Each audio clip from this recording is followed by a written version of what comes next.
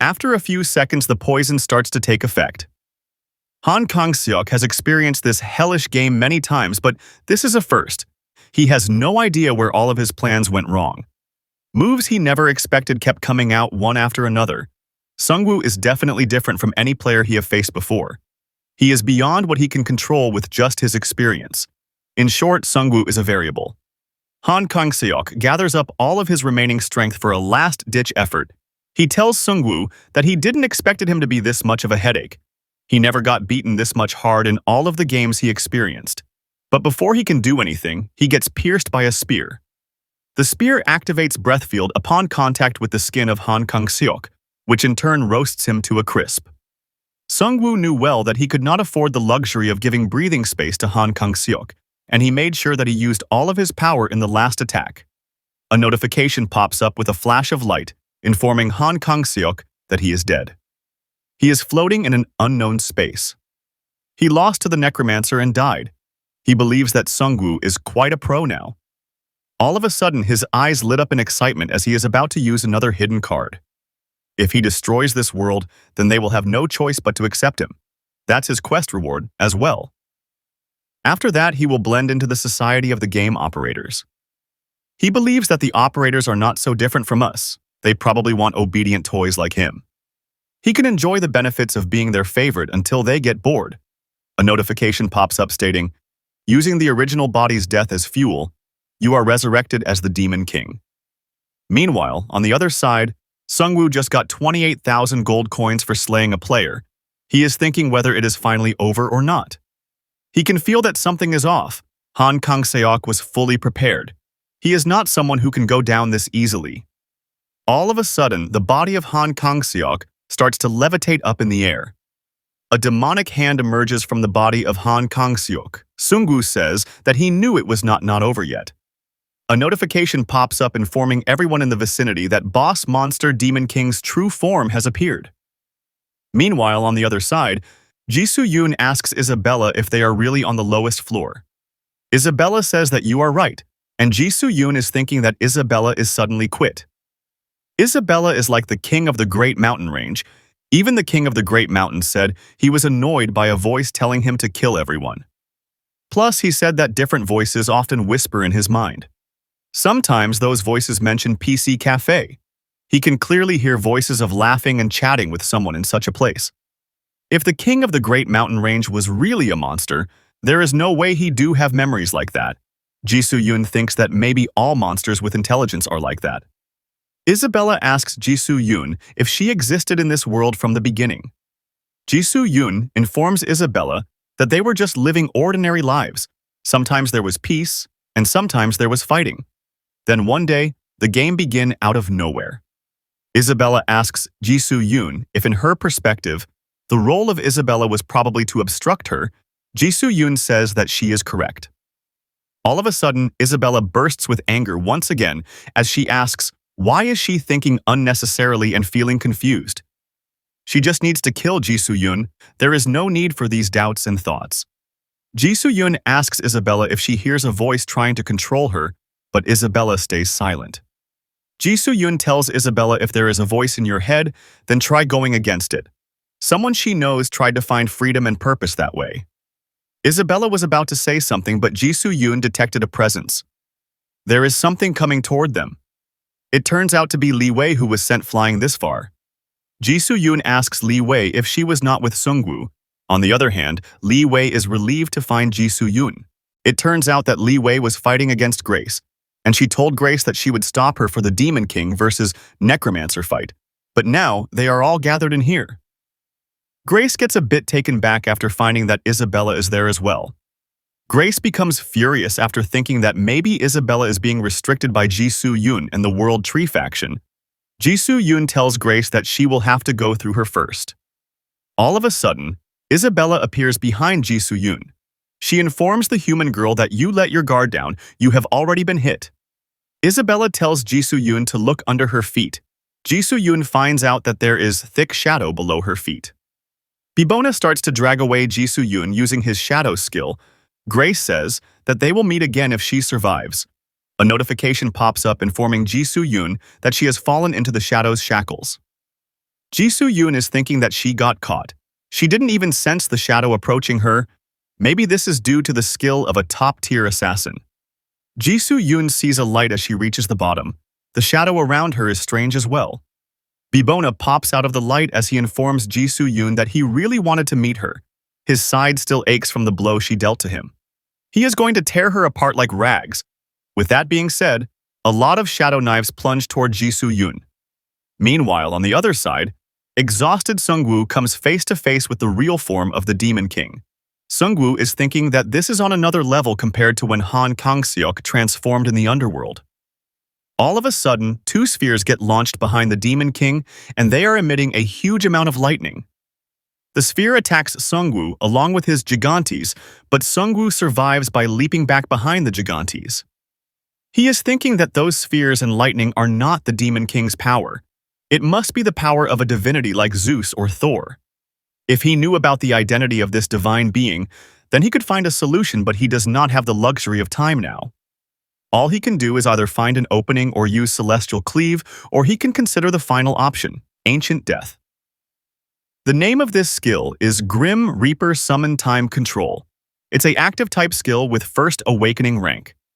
He can summon the Grim Reaper Scythe for 3 hours per day and temporarily enter the Lich state. Subskill, Death Domain, while in Lich form, your max summon count increases by 50 and all stats increase by 10 points. Due to the Enduring Insight effect, the skill's effects increase by 20% every hour. Second sub-skill, Ancient Death. When the summoning time ends, for 1 minute you can invoke Ancient Death. No one knows what will happen. The problem with this skill is that it's unclear what kind of power this is. It's obvious something is being hidden here on purpose. After some time, the Han Kang-seok manages to catch up to Sungwoo. Sungwoo manages to use Shadow Shift as Han Kang-seok was about to rip him apart. Sungwoo knows well that at this rate he will be caught before he can find an opening. All of a sudden, a lot of flames pop out of a newly opened hole.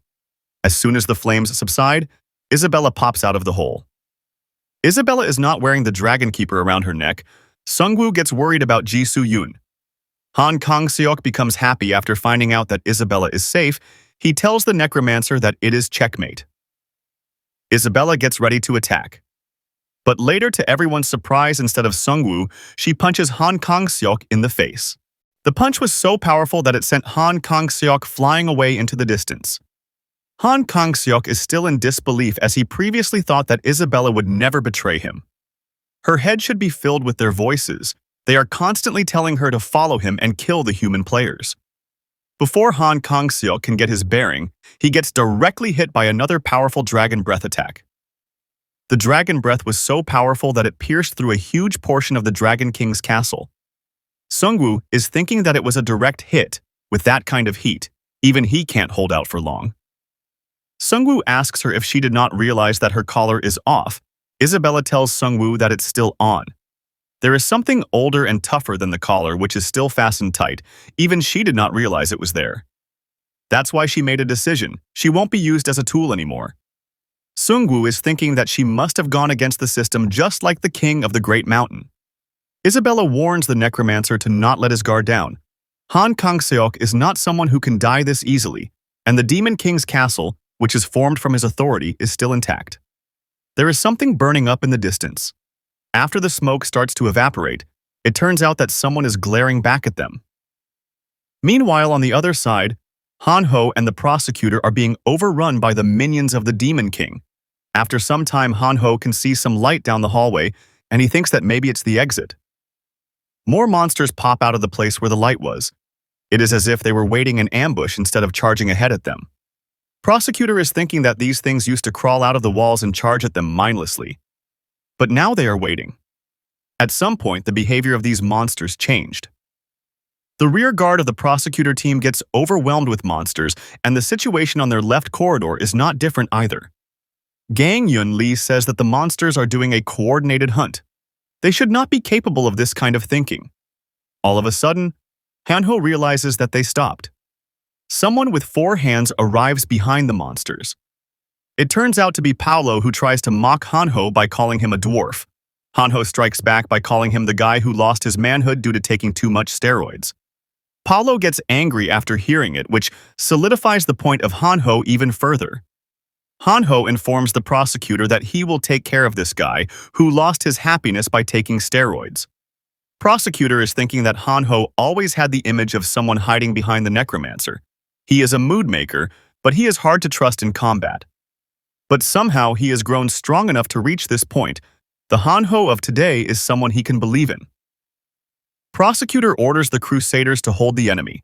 Everyone else will focus on breaking through to the exit. At the same time, Hanho comes face to face against Paulo. Paulo asks Hanho if he thinks he can stop him alone or if Hanho forgot how he got knocked out before. Hanho informs him that it was part of his plan. Hanho throws away all of his shields as he informs Paulo that he has thought hard about how to deal with someone like him who is specialized in defense. So he found another solution beside a shield. Paulo gets ready as he tells Hanho to pull it out fast. Paulo is determined to crush the head of this dwarf like a tin can. Hanho pulls out a lot of cannons as he informs Paulo that he brought a product of civilization for him. Paulo gets hit by a volley of cannon fire. One of the cannonballs hits him direct in the face, resulting in a critical hit. Paulo's face is bleeding quite hard and one of his hand got destroyed as well, but he is still persistent that he is not done yet. He lunges toward Hanho while yelling that 4 metal balls are not enough to break him. Hanho releases another rapid-fire volley. This time, Paulo easily deflects them using his combat-trained reflexes and vision. Hanho blinds the vision of Paulo using a skill called Holy Light. The vision of Paulo got hindered, and he gets hit by another cannon fire volley. Paulo was quite surprised to find out that Hanho has a priest class. Paulo mistakes Hanho for a 4-star class called the Noble Paladin, who can use a shield and priest abilities, but Hanho informs him that he is just a thief. Paulo could not believe that someone can choose such shitty hybrid class, but Hanho is dead serious, and he uses his stealth skill to vanish. Now Paulo believes that Hanho is really a thief. Hanho appears behind him and he uses another rapid-fire session on Paulo. Hanho gets pumped up as he keeps filling the body of Paulo with steel balls. Meanwhile, on the outside, the airships are doing a good job in holding back the monster rush. All of a sudden, the king senses something weird in the sky. A lot of gates to the hell dimension start to pop out in the sky.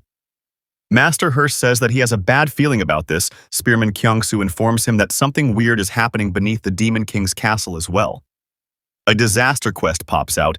Its name is The Descent of the Demon Overlord, and it's an optional quest. Its objective and awards are unknown.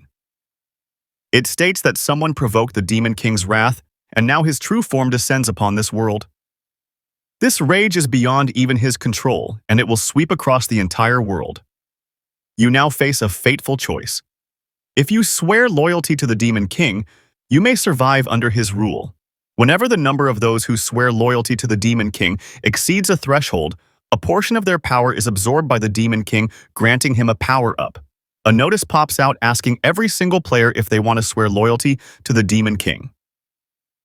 Spearman Kyung-soo says that this kind of thing is happening across the entire world. They are not even trying to hide it anymore. They are all survivors of this hellish game. There is no way anyone is going to willingly put on shackles now. At the same time, Sungwoo got a different system notice. It tells him that if special conditions are met, then he can earn the hero perk. Sungwoo is thinking that maybe the cliché of Demon King versus the hero is playing out right now. Maybe this will grant him advantages against the Demon King. But he has no idea about the conditions of this quest. All of a sudden, the whole Demon King's castle starts to go up in flames and lava. Both Sungwoo and Isabella make it out of the castle before it can go down. The trees outside the Demon King's castle start to fall, and the players prepare to open a hypergate to get back up. Something weird starts coming out of the Hell Dimension portals, and the ground below them starts to collapse. Sungwoo is thinking that the Demon King is absorbing the power of Hell Dimension. The ground starts to tear apart in a huge sea of flames. After some time, a huge hand comes out of the ground. Demon King slowly makes his way up from the ground, and he is quite huge in size. A notification pops up informing everyone that the world boss monster Demon King complete form has appeared. The final form of Han Kang-suk is a threat so large that the whole world tree faction looks like ants in front of him. The players know well that Han Kang-suk is right now on a completely different league. There are a few Hell Dimension portals attached to his body, and they can be considered a part of his body. A notification pops up informing everyone that the loyalty oath vote for the Demon King has concluded. Sungwoo remembers it being a quest where the Demon King's level increases depending on the votes he got. Sungwoo wonders about how much this vote system is going to strengthen the Demon King. After a few seconds, the result of the votes come out. 8.8% players took the loyalty oath and 91.2% people refused to vote for the Demon King. The minimum condition of 10% votes was not met, so no effect will be applied to the Demon King. Sungwoo is wondering that only fools would vote for Han Kang-seok after seeing his true form. It turns out that things did not progress as the Demon King wanted them to. Sungwoo wonders that if the Demon King did not receive any power, then where did the rest of the vote power go? A system message pops up congratulating the whole world, it states, overcoming fear and uniting as one. The scheduled hero has appeared as the opposition vote rate exceeded half. By meeting special conditions, the hidden skill hero's privilege has been granted. This privilege lasts only while the Demon King complete form remains in the world. Sungwoo got a new skill called Hero's Privilege. It is a passive and active type skill, and it casts no mana. The hero stats all increase by 20 points, and damage received from the Demon King and his minions is halved. Ally selection. The hero may choose 4 companions to fight the Demon King. All of the stats of the companions increase by 15 points and they take half damage from the Demon King and his minions. Heroic Alliance. All ally players within 1 kilometer of the hero's companions gain significant stats boost of 8 points. Holy Sword Manifestation. One attack carries the aura of the Holy Sword, dealing additional damage of 2,000% to the Demon King only. The quest wants Sungwoo to select allies just like how heroes in the RPG games have allies who go against the Demon King. But the people Sungwoo wants to choose as allies are all in there. He hopes that none of them is dead yet. Jisoo Yoon is having hard time in this shadow domain. This domain attacks using 8 shadow clones. If she can find and eliminate the main body, then it's over, but she has no way of knowing which shadow is the main body. This is the domain of Bibona, so even Einherjar warriors can't be summoned. Fighting through countless blades alone to hit an unknown real body is far too dangerous. Bibona tells Jisoo Yoon that she is just gambling her life on a chance. One of the shadow blade manages to hit Jisoo Yoon's face. If this keeps up, then she is dead for sure. Bibona tells Jisoo Yoon to just give up so he can nicely carve her up. Jisoo Yoon is thinking that she can't give up in here. This is not the first time she has faced a fight like this. She can't dodge all 8 shadow attacks even with the perfect defense. The damage will gradually build up and kill her. Now is the time for resolve. Even if she loses her life from enemy attacks, she must at least take him down with her.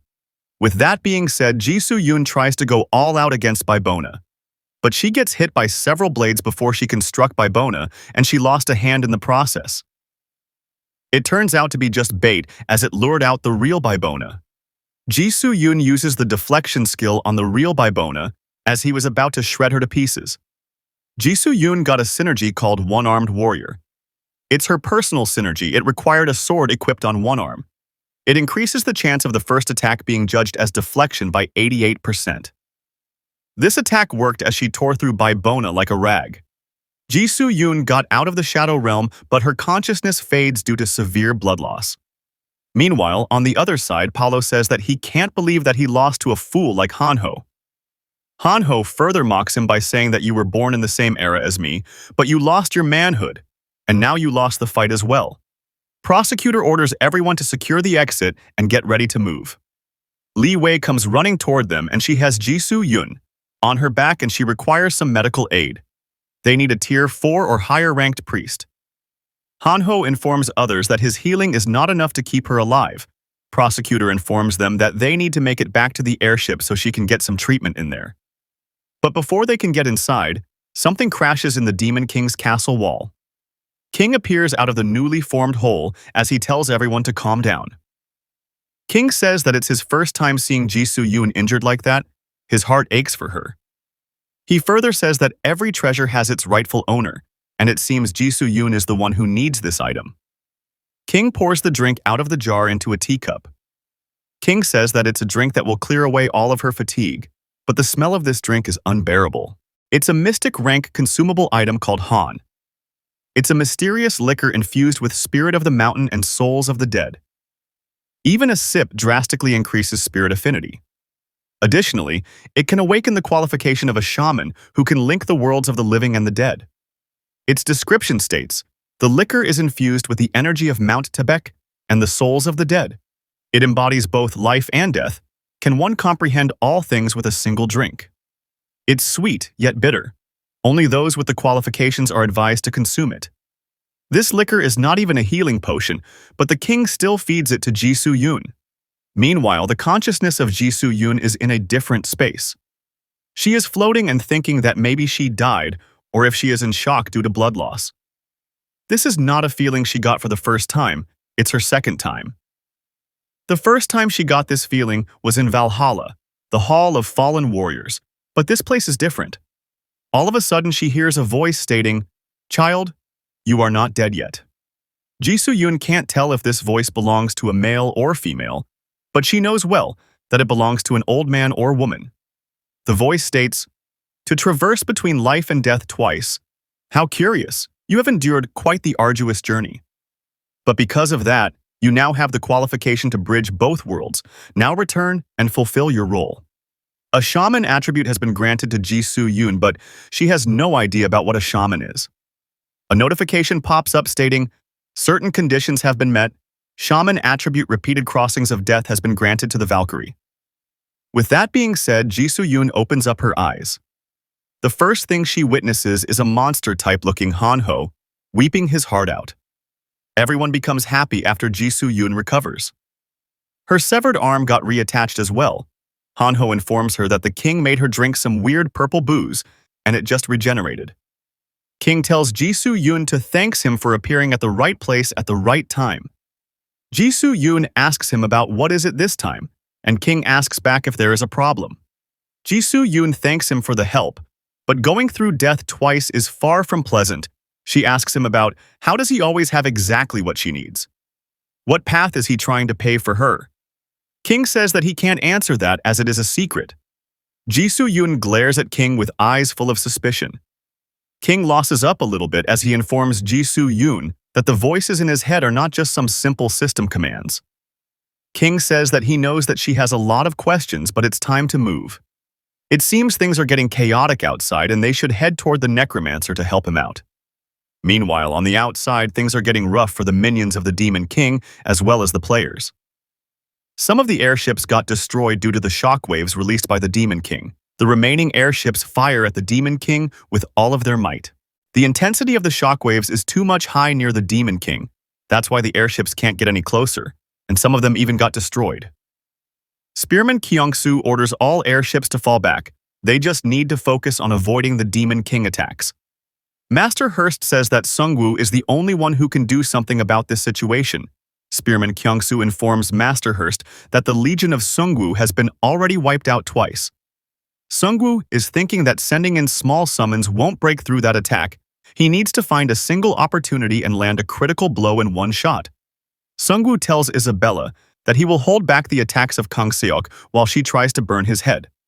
As long as they can bind it somehow, they can blow up the Demon King with dragon breath.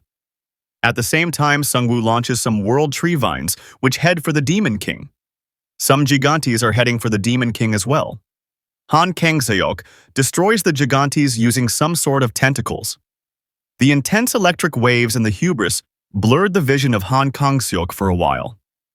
This time was enough for Isabella to launch a dragon breath attack at him, but Han Kang-seok easily absorbed it using the Hell Dimension Gate. After parrying those attacks, the Demon King looks around for easy prey. He spots the airships buzzing around him and the airships get the gist of it as well, and they try to do an emergency escape. But this time, the intensity of the electric waves was too intense and the ship got completely wrapped in it. With that single attack, Han Kang-seok eliminated a fleet, and Sungwoo is thinking that cheap tricks are going to be useless against the Demon King's power. Some Crusaders are getting overwhelmed by the power of those tentacles, and they have lost hope. They are critically short on troops as well, and they are about to get ripped by those tentacles. But before anything can happen to them, Hanho pops out of the ground along with his divine turtle. Hanho informs the remaining Crusaders that they don't need to worry since he is here. He informs everyone to get out and gather around him. The divine turtle engulfs the whole area around them in a yin zone. Everyone inside the zone is safe from the fire waves and the electric shocks. Prosecutor orders his shield men and the mages to strengthen the barrier of Hanho, and with this barrier they can even take down the Demon King. The Demon King launches a direct lightning beam toward the barrier. That one strike was enough to put cracks on the barrier of Hanho, and he says that maybe they walked right into their graves. At the same time, the attention of the Demon King gets averted to a bigger problem. A lot of hypergates open up, and the United States server fleet joins the ongoing war. It's not just the United States, but the other countries are opening hypergates one after another. Almost every single country got rid of their problems back at home, and they came together for a single cause. This immense amount of backup gives some real hope to Sungwoo. Jonathan says that if they lose here, then their world is doomed. They will unite and defeat the Demon King. Now this fight is going to be Demon King versus the whole actual world. Sungwoo gets back into formation with the elites, and Hanho says that they arrived at the perfect time. Sungwoo no longer needs to handle everything on his own anymore. Sungwoo puts his hand on Hanho, which activates the hero perk of Select Companion. The stats of everyone Sungwoo chose shot through the roof in an instant, and they got a new hope and strength for the final fight. Prosecutor says as the hero's companion, he is now ready to take on the Demon King. Sungwoo informs them that their target is the face of the Demon King. Its body is too big, and the Hell Dimension portals make it hard to land a perfect blow there.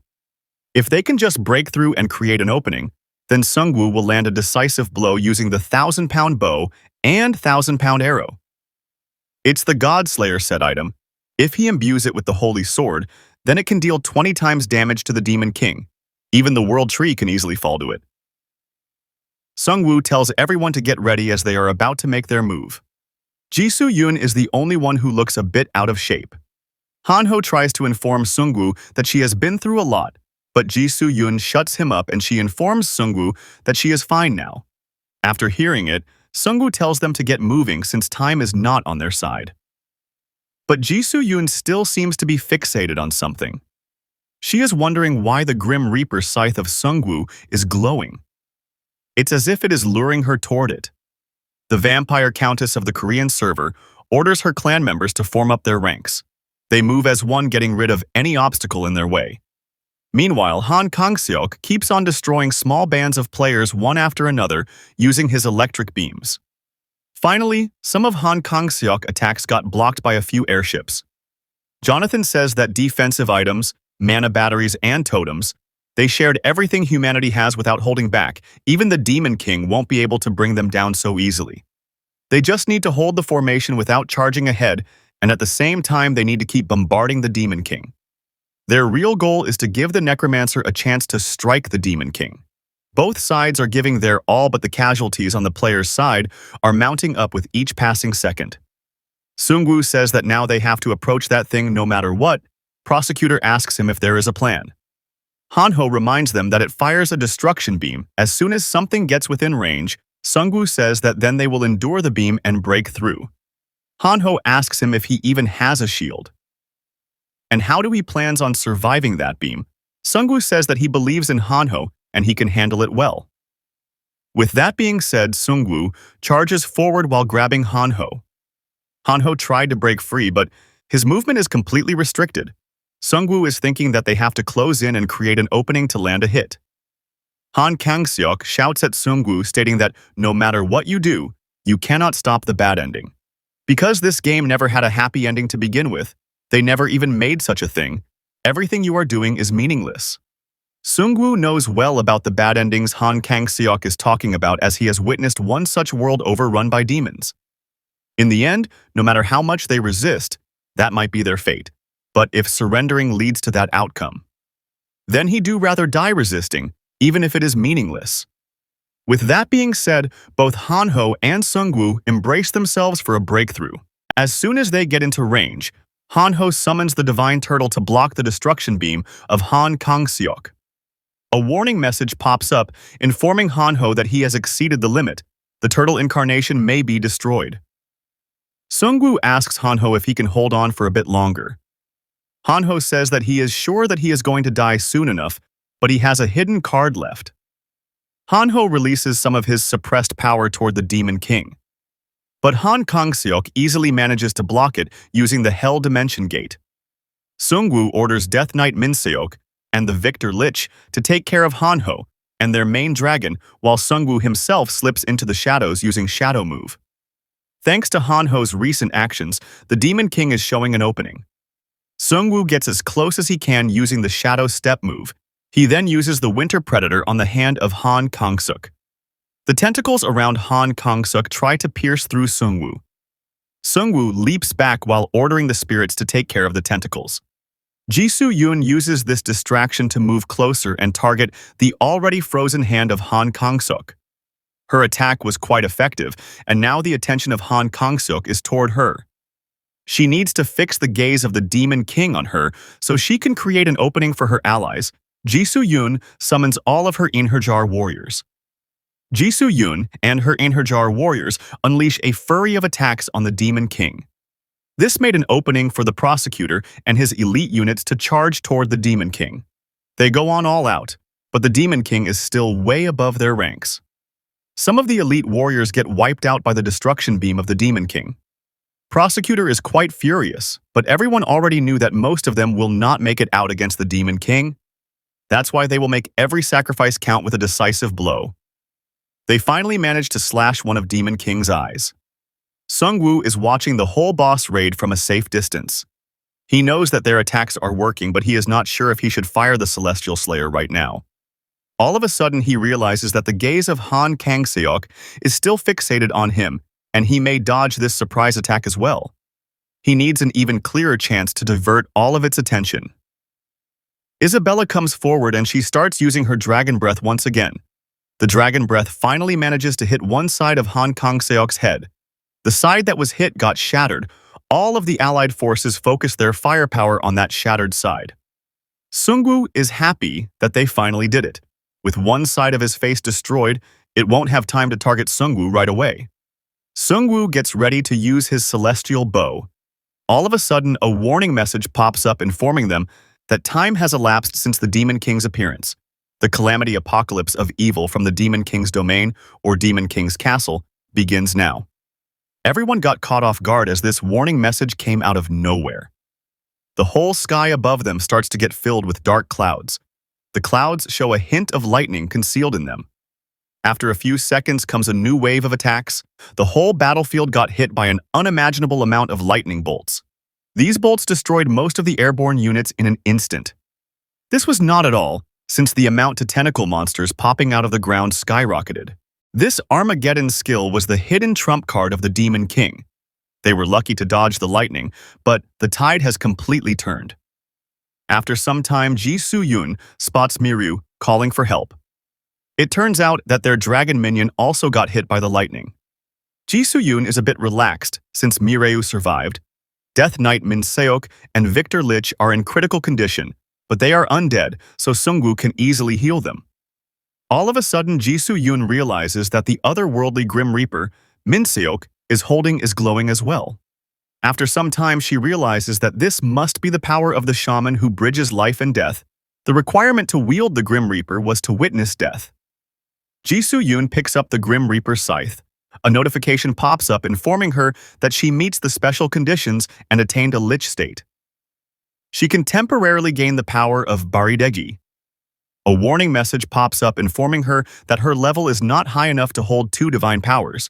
She needs to give up one of her divine power. In order to possess multiple divinities, you must at least reach level 25. This is a bit of a problem since Ji-soo-yoon is on level 24. Right now, all she can farm are the tentacles, but they give small amounts of experience points. She needs to find another way. Spearman Kyung-soo arrives there along with some other high-level players. He tells them to load the wounded players on the remaining airships.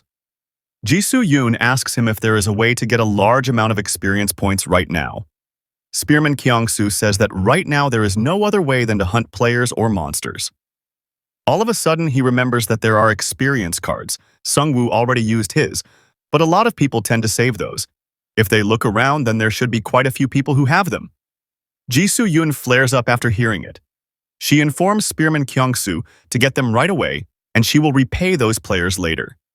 Those lightning bolts were quite effective as they completely turned the momentum against the human players.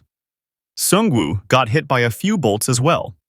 Sungwoo gets a notification stating that due to team play, a synergy effect has been granted. Sungwoo is not sure about what is happening right now. A synergy list notification pops up. It's a hidden synergy called Conductors of Death. It's a specific class-type synergy. It requires 5 or more death magic users at the light state. It upgrades one random exclusive skill to ultimate rank, and the player gains the special enhanced skill called Power of the Four Horsemen of the Apocalypse. Sungwoo has no idea about the identity of the 5th Lich in his party. Sungwoo opens up his new skill info. The name of the skill is the Power of the Four Horsemen of the Apocalypse. It's a transcendent rank passive skill. While the Conductors of Death synergy is active, the following bonus effects are granted for 70 minutes. The first bonus is the Enhanced Power of War. It summons the Apocalypse Legion sealed in the Abyss and grants command authority. With enhanced power, all legions can be summoned simultaneously without limit. Number 2. The Power of Famine. It creates a death arrival zone connected to the Abyss within a 10-kilometer radius. With enhanced ability, a Tower of Death is summoned at its center. Number 3, the Power of Pestilence, area damage, and curse spells are greatly boosted by 400%. With enhancement, death bugs emerge from corpses to attack enemies. A total of 10 death bugs can emerge from a single corpse. Number 4, the Enhanced Power of Death. The user gains power from the nearby deaths. Each death boosts all skill effects by 1%. With enhancement, max summon count increases by 1 per death. Sungwoo says the attacks of the Demon King have amplified more than double and he can't tell what's happening outside right now. The prosecutor calls out Sungwoo from behind. He informs Sungwoo that their strike team got completely wiped out in a single strike. They can't let their deaths in vain. No matter what it takes, they have to defeat the Demon King. Sungwoo tells him to not worry since this is his plan. A notification pops up stating, due to the aftermath of the evil Armageddon, the Demon King's occupied zone has formed for 20 minutes. The region destroyed by evil Armageddon becomes the Demon King's domain. Sungwoo tries to use his power, but he gets a notification stating that this space is a divine domain governed by a specific divine power. Other divine powers cannot be used in here. Sungwoo knows from their current predicament that they are screwed. He gained Conductor of Death, but they can't use it in here. All of a sudden, some tentacles pop out of the ground near them. Sungwoo can't use his summons or revive his minions, so they have to fight themselves. Many of their comrades have died and some are scattered, but they can't stop here. Until they kill the Demon King and end this game, after some time they manage to leave the ruins. After checking the Demon King, they find out that his head has been healed and Sungwoo is thinking that maybe the power of Hell Dimension healed him up. Even Isabella lost against the onslaught of the Demon King. Grace appears there and she is pissed at Isabella for betraying them. Even as a dragon, in her current state she can't beat a Spirit King. Grace uses a mythic rank consumable item called Stone of Origin. If the user's elemental affinity reaches a certain level, this item can be used to summon a specific elemental king. Grace says that you took everything from me, so I will have to use everything I have to kill you. Grace starts to bleed severely, and Li Wei appears behind her. Grace got caught off guard as Li Wei used her spirits to ambush her from behind. Li Wei asks her if this feels unfair to her. She don't need to feel wronged as she was planning to make countless people feel the same way. With that being said, Li Wei crushes the head of Grace into a pulp using her spirits. Upon her death, a yellow orb-like item falls out of her inventory. This seems to be a very powerful item, as now Lai we can really do something useful against the Demon King. Meanwhile, on the other side, the Demon King is on the move. Sungwoo is thinking that the domain expansion of the Demon King will end in 20 minutes, so that is why he is planning to end everything before then. Demon King keeps looking for any surviving players. Once he finds some players, he electrocutes them to death. Sungwoo is thinking that at this rate they will be annihilated. He needs to distract the Demon King by himself, so he can buy some time for others. In the past, he would have used their deaths to stall for time. But now, He is not the same as he was when survival was everything. Sungwoo is determined to see the happy ending and destroying the system. After that, he will rebuild the world together with everyone. All of a sudden, a notification pops up stating that, in the affected area, guidance of the dead begins and the gate to the underworld opens. Sungwoo has no idea about who opened this gate. Sungwoo is thinking that this place is still within the Demon King's domain, and before this, the gate to the underworld was only openable by Yama's divine authority. After some time, he notices a small gate open to the underworld. The souls of the dead players are starting to gather somewhere. That place turns out to be near Jisoo-yoon. Jisoo-yoon got a notification stating that she gained the power of the shamanic deity Baridagi. Each time divinity is invoked, you enter a demigod state. All stats are greatly increased by 10 points. You can now use the skill master of the dead's guidance. In Korean shamanism, Baridagi is the goddess of all shamans. She guides the dead like a Valkyrie. But one of her skill is truly special. It's a demigod rank active skill called Guide of the Dead. When used, it temporarily opens the gate to the underworld and gathers nearby spirits of the dead. The gate activates regardless of area restrictions and cannot be entered manually. Each guided spirit grants Baridagi a temporary stat boost, and based on the total, you unlock the following skills. If you gather 10 spirits, you get Soul Strike. It fires a wave that ignores all defense and deals fixed damage. Upon gathering 100 spirits, you get Banish Evil Spirits. It eradicates enemy minions in a certain radius. It does not affect sentient beings. Upon collecting 1,000 spirits, you receive Resurrection of the Dead. You can revive one player who died within 24 hours. Jisoo-yoon just guided a total of 475 spirits to the underworld, but she is sure she can gather more. This quest is too easy since too many people died here. After some time, she sees some spirits under the control of Sungwoo. He says that the Demon King once shattered his domain, but he can't destroy this gate of the underworld because this gate was created inside the Demon King's domain to begin with. Only its size and purpose are different.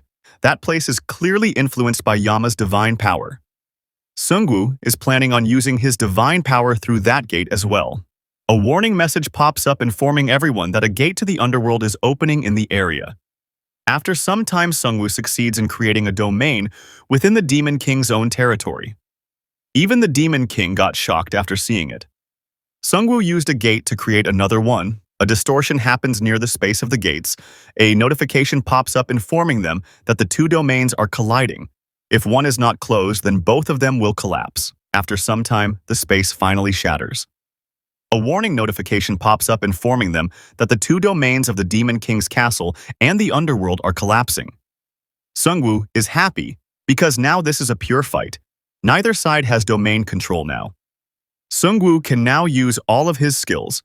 He can now select multiple legions to summon at once. He can summon the Prisoner Corps, the Gigantes, and the Sealed Ones. Sungwoo is determined to unleash all the power he gained in here, so he summons everything he has in stock. A 10-kilometer area around them has been declared the Land of Death. Another notification pops up stating that the 10-kilometer area temporarily overlaps with the Abyss. It activates the Abyssal Kin effect. It increases the undead-type minions' attack and defense by 10%. Every minute, a random number of up to 5 unbound zombies of random rank will spawn. All of a sudden, a huge skeleton tower pops out of the ground. A notification pops up informing them that a Tower of Death has been created in the area. All death magic effects in the vicinity are significantly enhanced. The tower's auto-defense feature turret is active. It spawns 5 skeleton mages every minute. A huge summoning sigil appears in the sky. A warning notification pops up informing everyone that the Sealed One is being summoned in the area. Sungwoo says that this is one hell of an enormous magic circle. A huge sealed being pops out of the magic circle. He tells Sungwoo that you summoned me, so tell me your desire. Sungwoo points toward the Demon King, as he asks the Sealed One if he can kill that thing. The Sealed is a bit taken back since Sungwoo asked for so little. He tells Sungwoo that he will grant him his wish. The chains around the Sealed One start to shatter one by one. A notification pops up informing Sungwoo that Kronos will be unsealed for 100 seconds only. He will be sealed again after 100 seconds are up. Sungwoo was not expecting the sealed one to be the father of Zeus from Greek mythology. Sungwoo is thinking that Kronos is powerful, but 100 seconds is still too less. Kronos tells Han Kang-seok that a lowly creature like you craving arrogant power, you have become something grotesque. I shall relieve you of your greed. Kronos opens a clock-like circle and it easily blasts the head of the Demon King. After that, Kronos rewinds time before the Demon King could use a breath attack, and he prepares a spear. He then tears open one side of the Demon King's shoulder. Demon King strikes back by using a breath attack. But Kronos rewinds time to the point where the Demon King had not used the breath attack. Sungwoo is thinking that this is the true power, befitting of a god. Kronos grabs the Demon King by his mouth so he can no longer use his breath attack. Kronos prepares to strike the Demon King for the last time. But before he can do anything, a notification pops up informing them that the unsealing of the sealed ones has expired, and he is sealed again. Before getting sealed, Kronos warns the arrogant creature that he was just lucky this time. Sungwoo is thinking that only if Kronos had one more minute, he could have easily crushed the throat of Han Kang-seok, but such fortune never comes twice. As soon as Kronos got sealed, the body of Han Kang-seok started to heal up once again. Sungwoo says that he can't let him heal up. He orders the Gigantes to widen the wounds of the Demon King and rip him apart before he can heal back. They need to end him before his arms and head grows back. Han Kang-seok warns the Necromancer to not even think about climbing up here. A lot of tentacle minions pop out of the ground to hinder the movement if Sungwoo and his minions.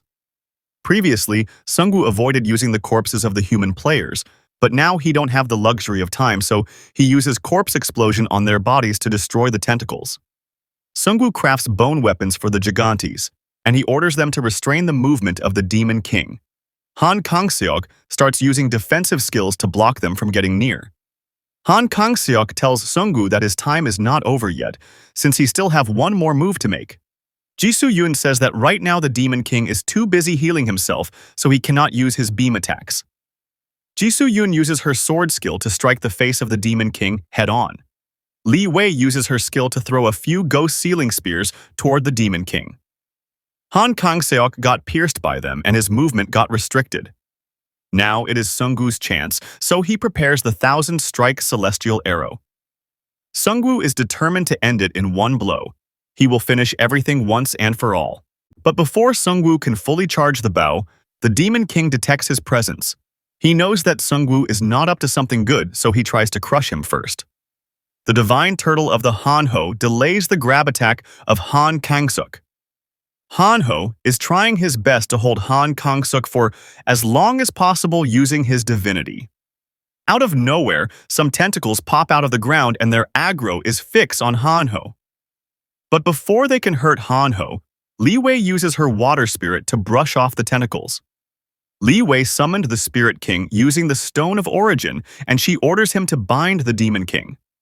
The Spirit King hits the Demon King with all sorts of high-rank spirit attacks. Han Kang-seok knows well that they are all trying to buy time for Sungwoo, so he postpones his body recovery for now. The vines of the World Tree pop out of the ground, and they bind the Demon King in place. Sungwoo knows that this must be the doing of the King of the Great Mountain Range, and he must be waiting for the perfect opportunity to strike. Sungwoo uses his hero perk to imbue his bow with Holy Sword energy. A notification pops up informing him that the power of the Holy Sword has been applied to this weapon. When hitting the Demon King, additional 2,000 plus damage will be dealt. Sungwoo gets stunned after watching something. The tentacle monsters are wrapping around the Demon King's entire body, and they are turning to stone. Han Kang-seok has switched to defense mode, and Sungwoo is not even sure if his 1,000 celestial arrow can pierce through that. All of a sudden, an injured Isabella comes running toward Han Kang-seok. She tells Sungwoo that she will break through the obstacles and he needs to take that opening. Isabella uses her claws to rip away the petrified tentacles. Then she musters up her strength to use a dragon breath attack. This dragon breath attack was quite effective as it penetrated through the outer defensive layer of the Demon King. Even the Demon King's heart can be seen now through naked eye. Han Kang-seok pops out of the heart, and Sungwoo is thinking that maybe it is his true body. He is once again trying to shield his entire body with bones. Hanho urges Sungwoo to finish him before he can escape. Sungwoo uses Twilight Assault to move a bit closer. Then he activates Godslayer and imbues all of his death energy in it. Sungwoo says that even you can't dodge this shot from this distance. With that being said, Sungwoo unleashes the 1,000 Celestial Arrow, and it results in a massive explosion. A notification pops up informing him that you have hunted the world boss monster, the Demon King's complete form, and you obtained 700 million gold coins. After that, Sungwoo instantly gets transported to another space. He is thinking that he defeated the Demon King's complete form, but he was killed as well because he was caught up in the radius of the 1,000 Celestial Arrow.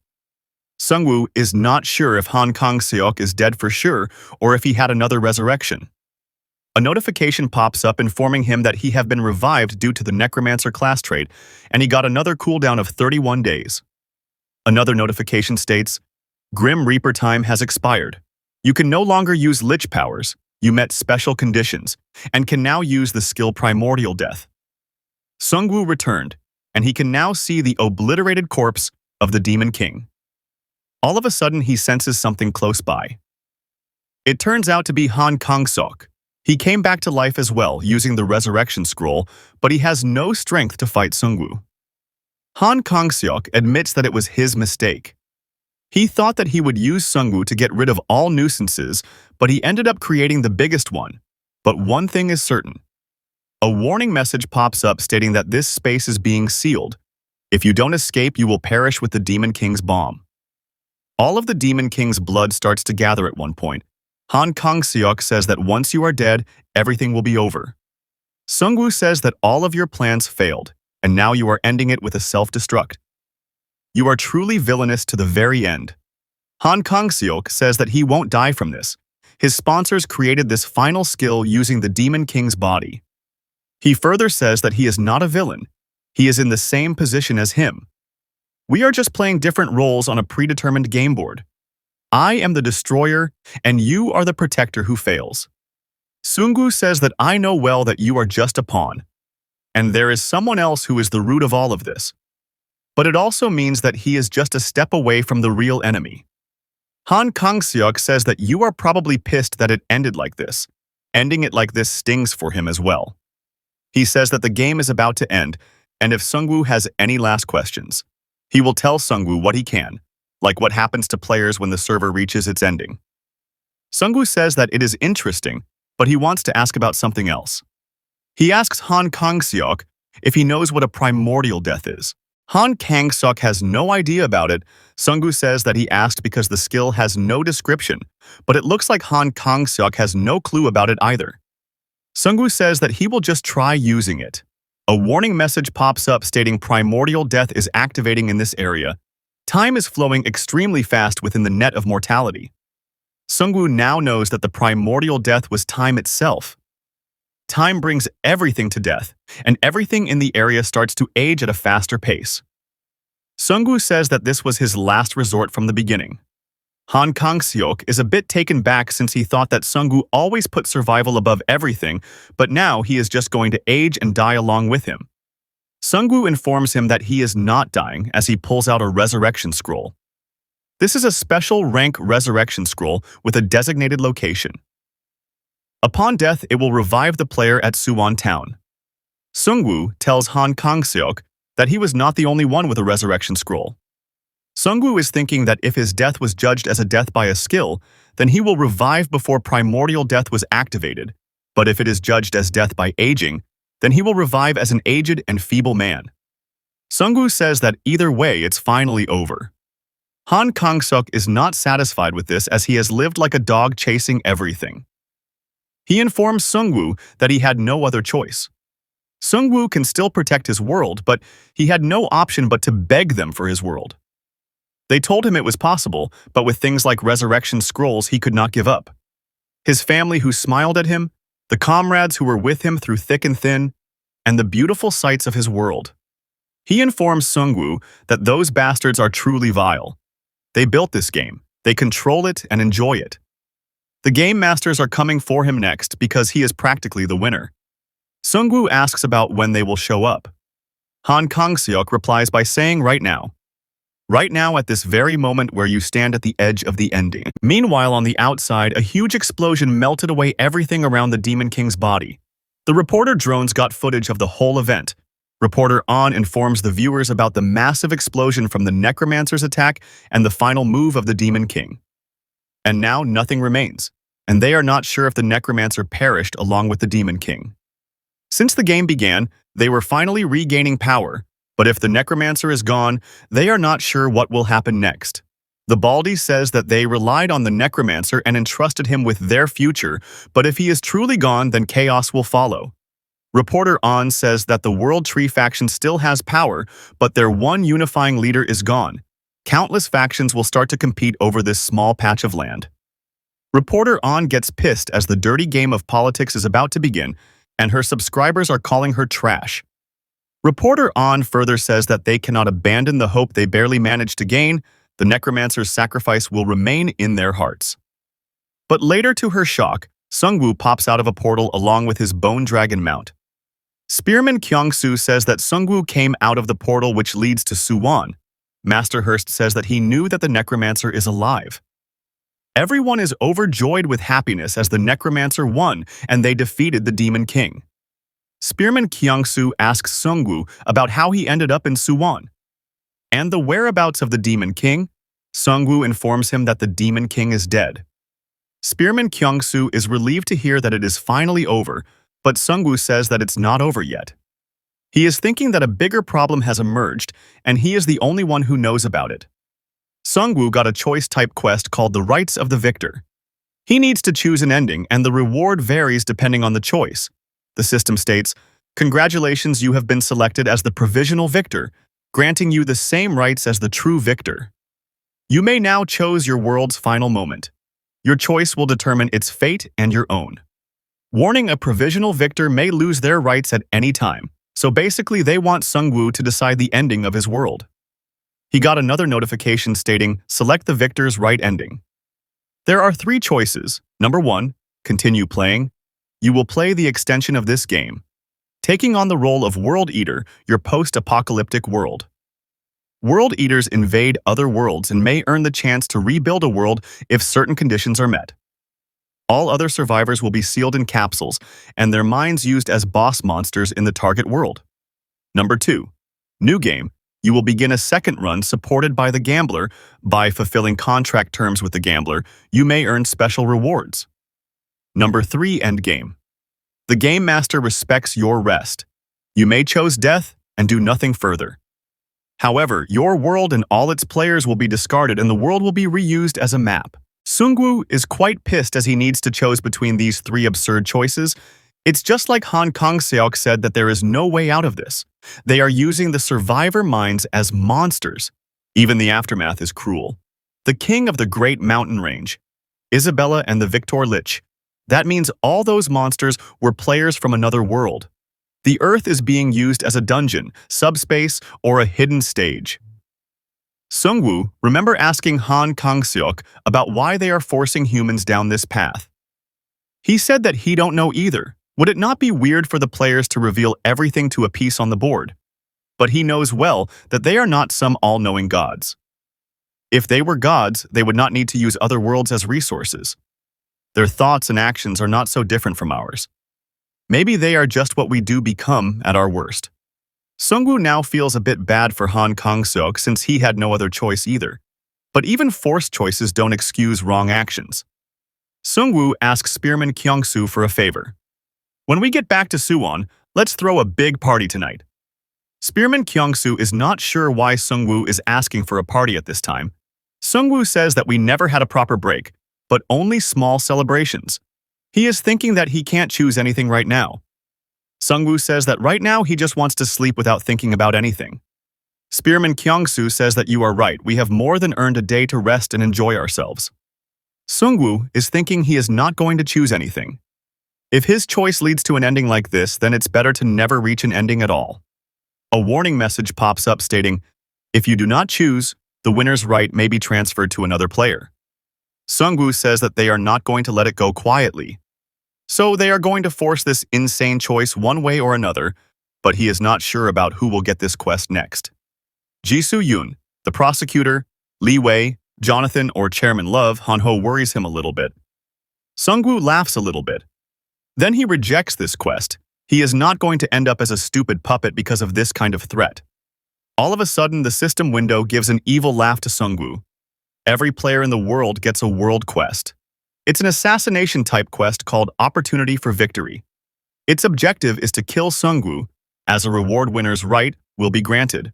Right now, Sungwoo is the current winner. Sungwoo is leading the world down a meaningless path due to poor judgment. Eliminating him grants you the winner's rights and the power to shape the world's direction. Everyone join forces and eliminate him now. Everyone is shocked as the system is telling them to kill their savior. Most of the players are still in shock as this came out of nowhere and the objective is absurd. Sungwoo says that he knows well all of you got a message telling you to kill me. As you have all experienced, the system always toys with us like this. But even if we are being manipulated, if someone really wants to try it, then go ahead and do it right now. Sungwoo says that he will inform them of a much easier way. Tonight we are throwing a party. We have suffered enough and we deserve to rest. Sungwoo says that he will be defenseless during the party. They can easily kill him right there, and their quest difficulty will drop significantly. Sungwoo invites everyone to the World Tree faction and enjoy the party. Sungwoo asks Spearman Kyungsu if it's okay no matter how many people show up. Spearman Kyungsu says that we have enough supplies and can open hypergates worldwide. Sungwoo tells the viewers to not hesitate in killing him, but they need to plan thoroughly. All of a sudden, some death aura starts to emit from his body. Sungwoo lights up as he says that even if you take me down, I may revive again and again just like now. He ends his speech by saying that he will be waiting for them. Sergeant Kim says that he is ranked #1 in the world. Just planning it would take decades. Another player says that it basically means that no one should come to the party. Sungwoo says that one way or another, this hell of a game ends tonight. With that being said, they all head back home. After arriving back home, they start to check their supplies and treat the wounded. Sungwoo is thinking that he gave the unbeatable foe the best shot he could. It probably won't end like he imagined, but he don't care anymore. Hanho is quite happy as Sungwoo is throwing a big party, and he is eager to show his divinity to the whole world. But Jisoo-yoon is quite pissed, as she accumulated a huge debt from those level-up cards. All of a sudden, a cryptic message appears before the players. Another message pops up, but only a few lines can be read. Critical error detected. Connection to client server has been terminated. The whole environment around the players start to glitch out. The Amugi scale is heating up, so it means that they are finally here. Sungwoo is thinking that the unknown helper has finally joined the game. Sungwoo says that it's all over now. Sungwoo states, "Don't tell me you are just here to drop a pointless hint again, as promised before. The helper needs to tell him how to destroy the game." A glitched-out shape appears in the sky. After some time, the image forms, and it says that it's time to collapse the system. Sungwoo always wondered about the true nature of this game.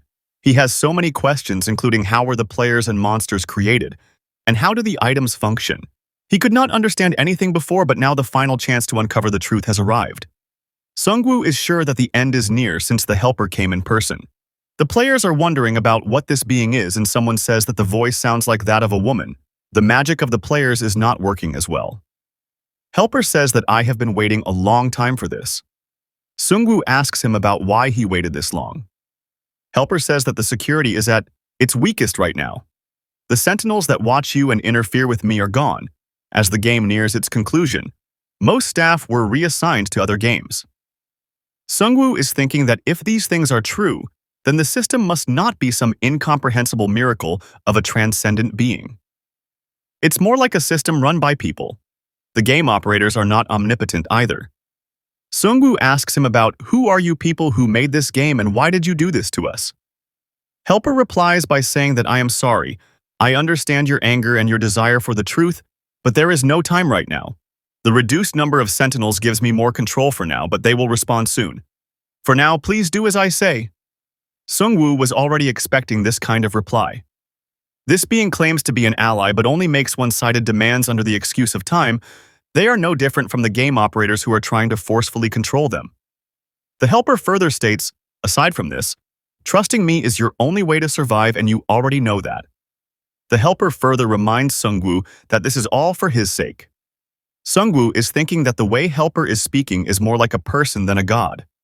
As the humans he knows don't offer kindness for free, he is done being dragged around by unknown entities for unknown reasons. Sungwoo reminds the Helper that they keep showing up randomly, saying what they want and disappearing. Is not it hard for the humans to trust them in this situation? Sungwoo says that in order to work together, we need to understand each other's positions. He needs to know why the Helper is trying to destroy the system, and Sungwoo wants a convincing answer for this question. The Helper says that he is of the same species as the game masters of this game, but even among us, there are those who oppose and try to stop such games. We have been in conflict with the game masters for a very long time. It's an ideological and political struggle, but their cause is just. Sungwoo is thinking that he has heard this noble line of being just from so many people. The Helper says that, let's talk more after we destroy the system. The Helper opens up a portal, stating that it will take you to a place where you can destroy the system. Inside, all system-created things like skills and items won't work. Once you enter, I won't be able to interfere either, Sungwoo asks the Helper about how they can destroy the system. The Helper says that you need to use a physical means from your world to strike and shut it down. Sungwoo asks if physical means mean that they need to smash it with brute force. The Helper says that you are correct and please prepare a non-item weapon. The Game Master is recalling sentinels from other worlds to take back control. While I block them, you must enter the portal, destroy the main core, and sever the link. In the meantime, Spearman Kyung-soo prepared a crowbar for Sungwoo, stating that it's all he got right now.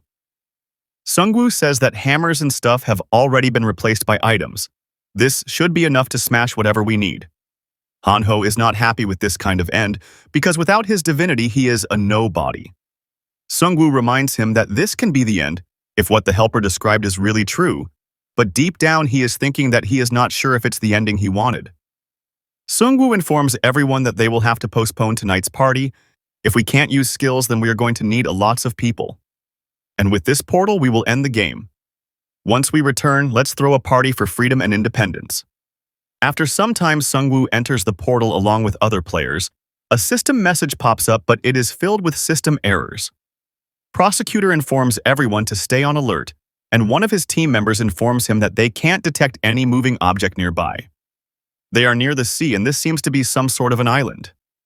The Helper informs them that you guys commonly refer to it as the island at the center of the Bermuda Triangle. Sungwoo says that it's still too big for an island. The Helper says that it's a man-made island created around 7 years ago. Jisoo-yoon says that it's even before the game started. The Helper replies by saying that this game did not start overnight. The Game Masters searched for worlds suitable for game creation and went through a long installation process. This island is the forward base of all that. Each Earth's Bermuda Triangle has naturally occurring wormholes. They are easy-dimensional travel routes. The doors to other worlds in game are made using the wormholes in here. The Helper further states that you are a curious one, so I will explain more if you have further questions. Sungwoo says that there is no need for that. The Helper explains that there is a facility inside the island that controls the system. You need to find it and destroy the spherical main core inside. Sungwoo states that the facility location is pretty obvious. The Helper says that from here on I can't interfere. This is a special quarantine area where access through the system is impossible. All tools and commands related to the system are useless here. If a system-based entity goes out of control like a game master, this place was made to handle that. Sungwoo gives off a grin smile as now he knows that even the game masters can be killed in here. After that, the players start moving toward the center of the island. After some time, the scouts find a path going underground. While entering, Hanho states that the entrance is narrow, but it's probably going to be wide inside. He is also carrying a lot of stuff, so Sungwoo asks him about why he brought so much luggage. Hanho says that he brought his secret weapons like bug sprays, alcohol wipes, and bottled water. Something here might be an alien's weakness. After entering a room, it becomes lit up. There are motion sensors around this place, so Sungwoo is wondering if someone is managing this place. Jisoo-yoon tells everyone to be careful since even her senses are not working properly. She is thinking that all I have right now is battle experience. Even a single large monster can easily wipe them all out. After some time, they reach a door at the end of the corridor, and Sungwoo tells them to open it up. Inside, they find a place which resembles an office. There are regular keyboards, mouse, and screens from the human world. Sungwoo is wondering that they may have technology far beyond modern tech. But this looks way too human. After some time, Hanho finds a holographic Earth. It shows that there are over 2 billion viewers for this Earth. Hanho wonders if they are the viewers from their world's official channel. Sungwoo says that this number is too high for that. Sadly, there are not billions of people left on Earth anymore. This game is taking place on world number 34, and the number of viewers must be showing how many people are watching it. All of a sudden, they hear some weird voice from another door and they all get alerted. Someone starts firing from the other side, but Jisoo Yoon manages to save Sungwoo and Hanho using her natural reflexes. The prosecutor orders everyone to use chairs and desks for cover, and Seok-gu is thinking that he already knew that there was someone in here. After some time, the firing stops, and the door slowly opens up. The person on the other side says that I wondered why the system crashed. Sungwoo, along with the other players, are eager to find out the real identity of these game masters. The person points out his laser gun, stating that who would have thought the players would break in, he further asks. You are the Necromancer, are you not? These entities are wearing some sort of armor and GM is written on them. They say that this would not have been possible without inside help. Looks like they have got a madman among them. The game masters are smirking behind their helmets, and weirdly enough, they are speaking Korean language. The game master informs them that they are the game masters of the 32nd world that you live in. In other words, it means that we are your masters. Sungwoo notices that their mouths and voices don't match either. The laser guns they are using are from a far more advanced technology. Hanho asks them that you have already done this insane thing 32 times. The game master says that you are wrong. We have already expanded to the 36th world. Our goal is to install up to the 41st world by the end of this year. He further states that it's a shame that it turned out like this, but Necromancer, if you had became the World Eater and invaded the 33rd world, then it would have been the best scenario. The Game Masters once again open fire, which pierces through the cover and finishes off a lot of players. They say that the corrupted protagonist storyline is the most popular game storyline. Sungwoo asks them about what they are exactly. The Game Master asks him if he thought that we were aliens or something. The Game Master turns his helmet off. He informs Sungwoo that we are pure humans from Earth Zero. Hanho gets angry after hearing it, and he shouts out loud, stating that no human would ever do something like this on their own. The Game Master says that you are quite shameless. How could you be the same species as us? We come from a vastly superior civilization, one you might reach in the far future. But we have erased the possibility of that future, so to us, you are just lost monkeys. Sungwoo asks Jisoo Yoon if she can dodge those beams without any powers. Jisoo Yoon says that even with a body trained through the game, it would still be difficult. The Game Master says, I will admit that it was surprising you made it this far. This is the most thrilling ending among all the programs I have designed. Thanks to your actions, the doctors were in a frenzy, but the viewers love this route more. You are the most popular character we have ever created. Among all the necromancers in all worlds, none have ever commanded a legion as vast as yours. But where is your legion now? That's right, everything you had was given by us. They once again start blasting their laser beams through the whole room. They further state, you charged at us while being drunk on the power we gave you. Yet you can do nothing, you are just crawling on the floor. Sungwoo is thinking that they are right. His army is gone, but as long as I don't give up, there is still a way. A hump-type thing pops out from behind a desk. It says, you ask where the Necromancer's army is. It's right here. This hump is the baggage that Hanho brought with him. He says that I am the Necromancer's legion. I have been with him since beginning boss raids, crushing the vampire conspiracy and so on. Others pop out as well, stating that they are also part of Necromancer's legion. The Game Master recognizes Hanho as a rank A monkey that should have died early on. He orders everyone to kill that bastard first. All of the beams hit the baggage Hanho was carrying. But for some reason, the beams get reflected back and they hit most of the Game Masters. The baggage Hanho was carrying had a simple, huge-size mirror. Sungwoo asks him about how he knew to bring that thing in here. Hanho says that it's common sense that aliens with superior technology would use laser guns. Hanho hands over compact mirrors he brought to everyone, stating that if you are intelligent, then you should think about using all sorts of tools. The game masters get startled as they were not expecting this sort of resistance from these low-intelligence beings. Sungwoo orders his whole army to charge ahead at the enemy game masters in an all-out strike. The game masters fiercely try to stop the intruders at all costs. After some time, the fight stops, but the aftermath is quite brutal. The players managed to beat the game masters to a pulp. The players took some serious damage as well, but despite being outnumbered, the game masters were too arrogant.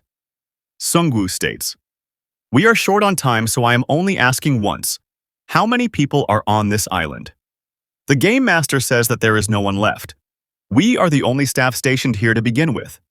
Most of the system is controlled by artificial intelligence and supercomputers." Sungwoo asks about the sentinel watching over them. The game master says that it is the name of the supercomputer, but he is not sure how Sungwoo even knows about its existence. He further states that if you know that much, then someone really is betraying us and helping you. "Yeah, I think I know who it is. There is no way we do lose to these primitive natives."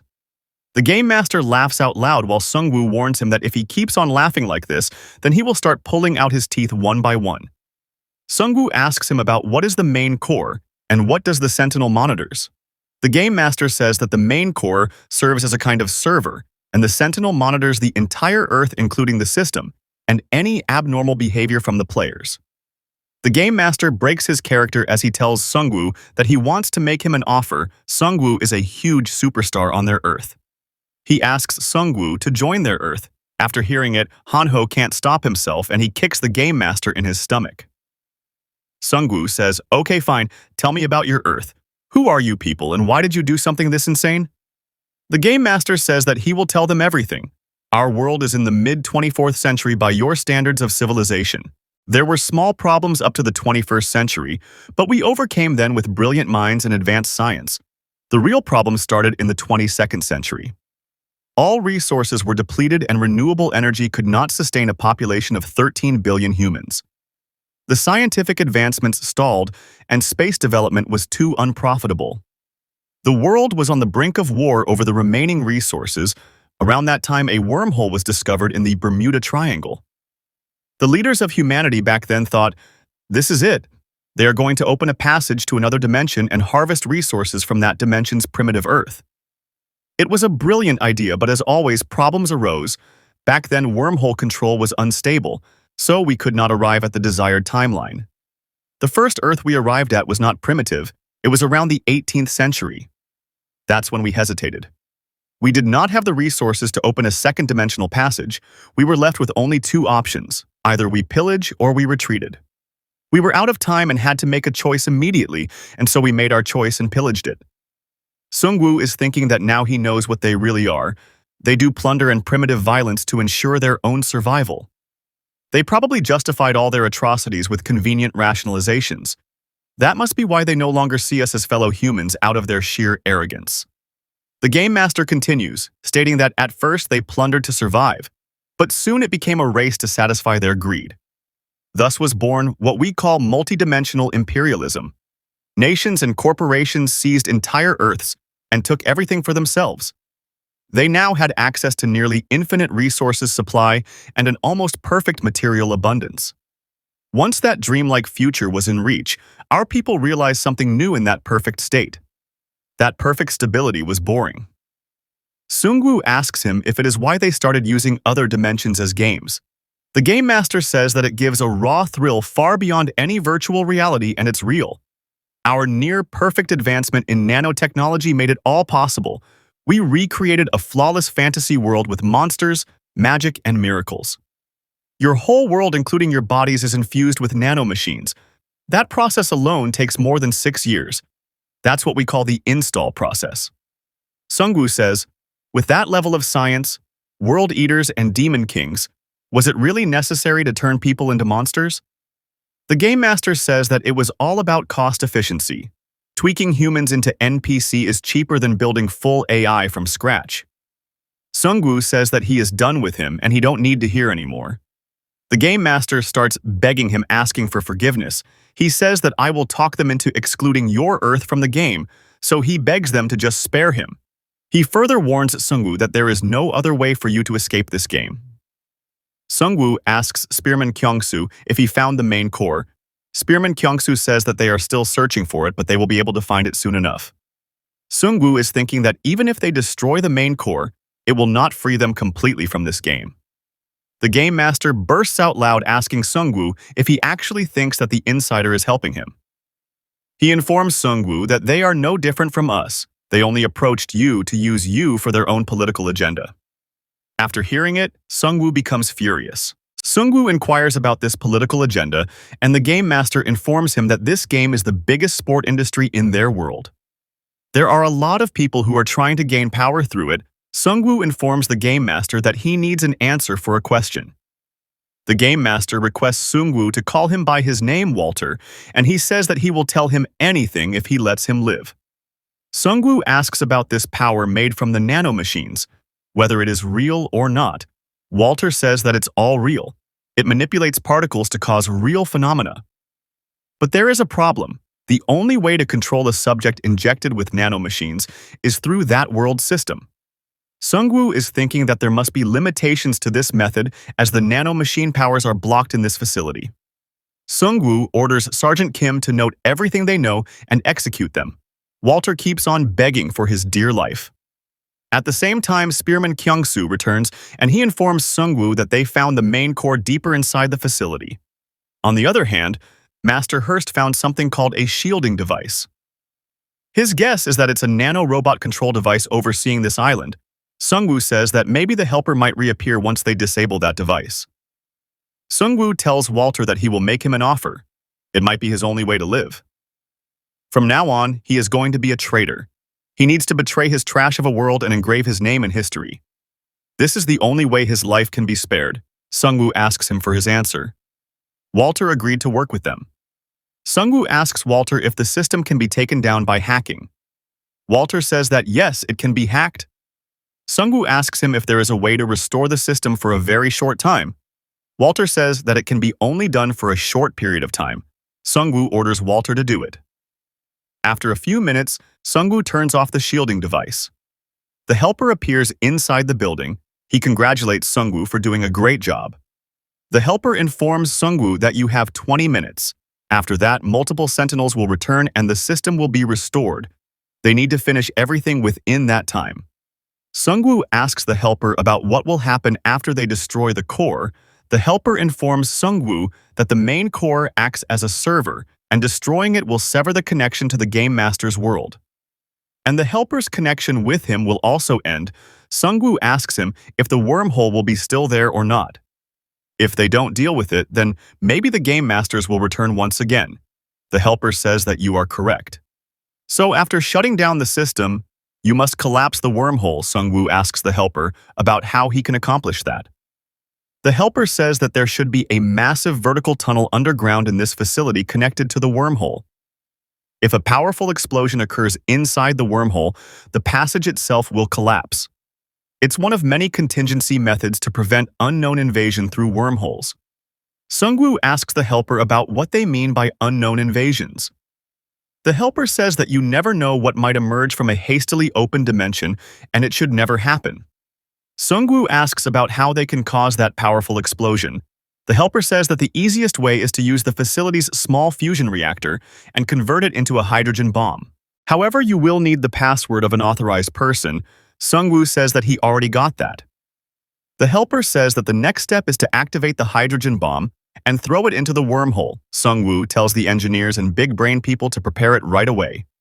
After some time, Sungwoo arrives in the room containing the main core. Sungwoo asks if this is it, and the helper replies with a yes. Sungwoo asks helper about why are they helping him. The helper states that it is because I judged you to be strong, rational, and sane.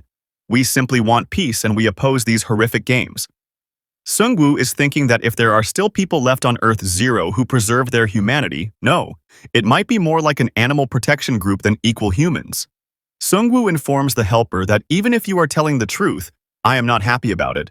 Your people have left a wound that will never heal. The helper says that we will do our best to atone for it.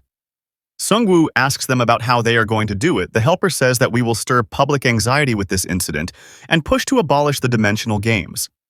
Sungwoo asks them if they are going to rebuild worlds that they already destroyed. The helper says that it is impossible. Rebuilding destroyed worlds require a vastly different amount of resources. People in power have no reason to invest where there is no gain.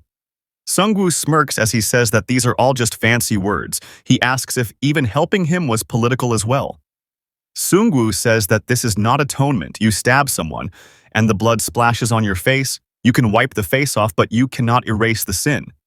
The helper is not sure as to what Sungwoo is trying to say. Sungwoo informs the helper that their words about reflection and effort do no good for them. It's just packaging to make you feel less uncomfortable. I was something that could never be cleansed to begin with. At the very least, you should have talked about how you will make amends. Master Hurst arrives there in a vehicle carrying 3 hydrogen bombs. He says that he made them as requested. The helper says that we don't need 3. Based on calculations, 1 is enough. They need to return the other 2. Sungwoo says that he already knows that 1 is enough. The helper asks Sungwoo that you have another plan. Sungwoo says that he has a message that he wants to send to their kind. The helper asks him about what he means by your kind. Sungwoo says that you are no different. You are all same invaders and slaughterers. This is not the fault of a few, it's your entire world's fault. The helper begs Sungwoo to not do it. The most rational and peaceful solution is through dialogue. Sungwoo bursts up in anger as he says that, no. This is something you need to learn physically. That when you play with dangerous toys, big accidents can happen. A notification pops up stating, emergency system restoration is on 99%. The helper says that the system can't be restored this fast. The helper is thinking that maybe the Sentinels came back and activated the system, so he informs Sungwoo that they are out of time. They need to move fast and destroy the main core. Sungwoo informs him that it was not the Sentinels but us. We are the ones who restored it.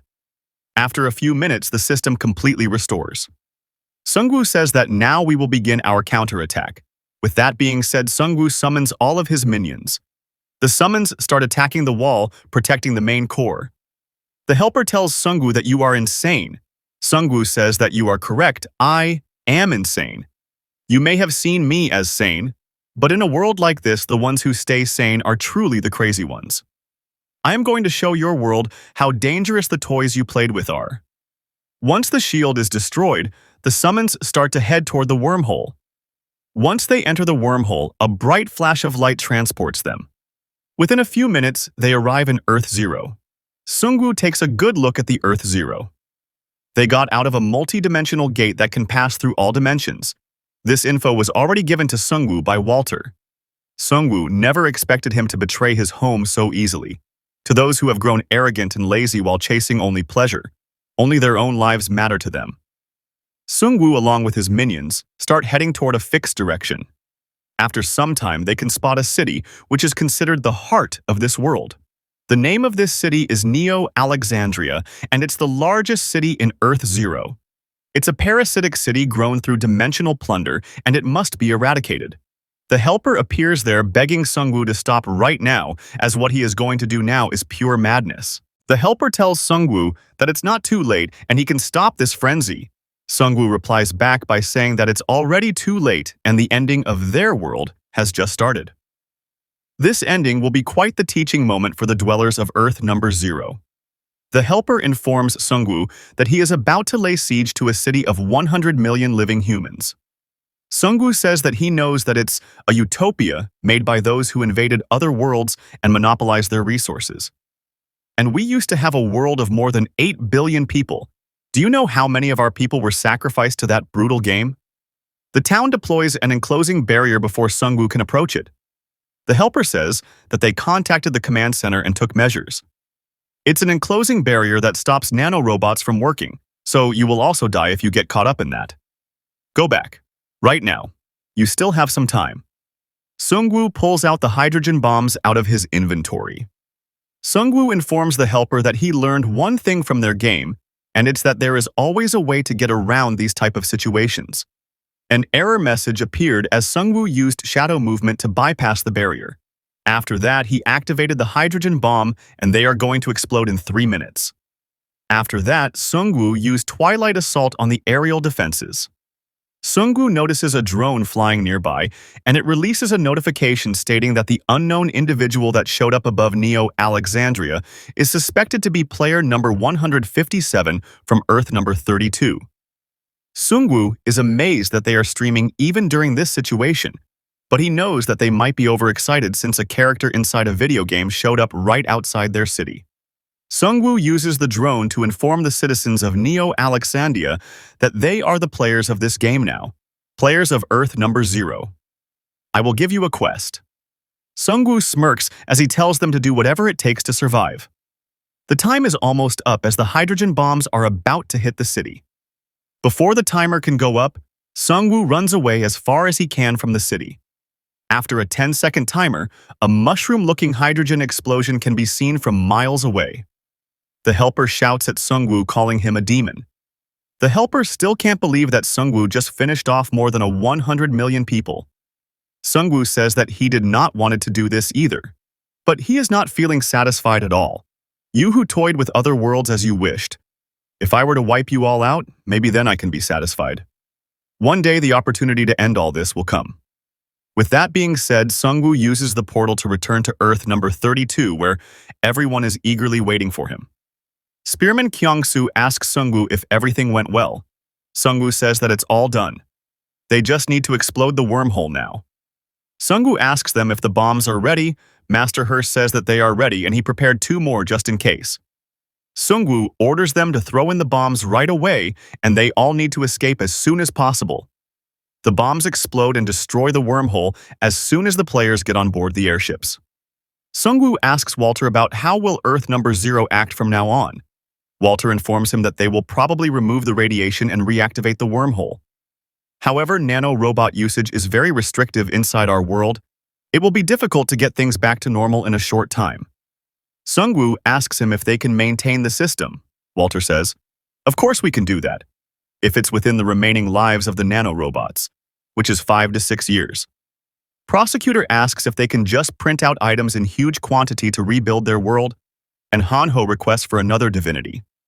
Walter informs them that modifying the system is only possible in the main building or by the Alpha Sentinel. Prosecutor says that it's unfortunate, but being able to use the game abilities is already good enough. Manhwa gets angry after hearing that he cannot get another divinity, and he orders someone to lock up Walter once again. Sungwoo is thinking that the game has ended and the reality is beginning. After they return, they get a huge warm welcome from the Suwon town community. Fireworks are going off in full swing. The best and the most expensive food is being served to all the players who were part of the expedition. Sungwoo approaches the world tree to check up on the progress of his mythic quest. The name of this quest is Origin of the Race Dragonoid. It's an unknown type quest with the goal of finding the clue to evolution. As a reward, they will evolve into a new race.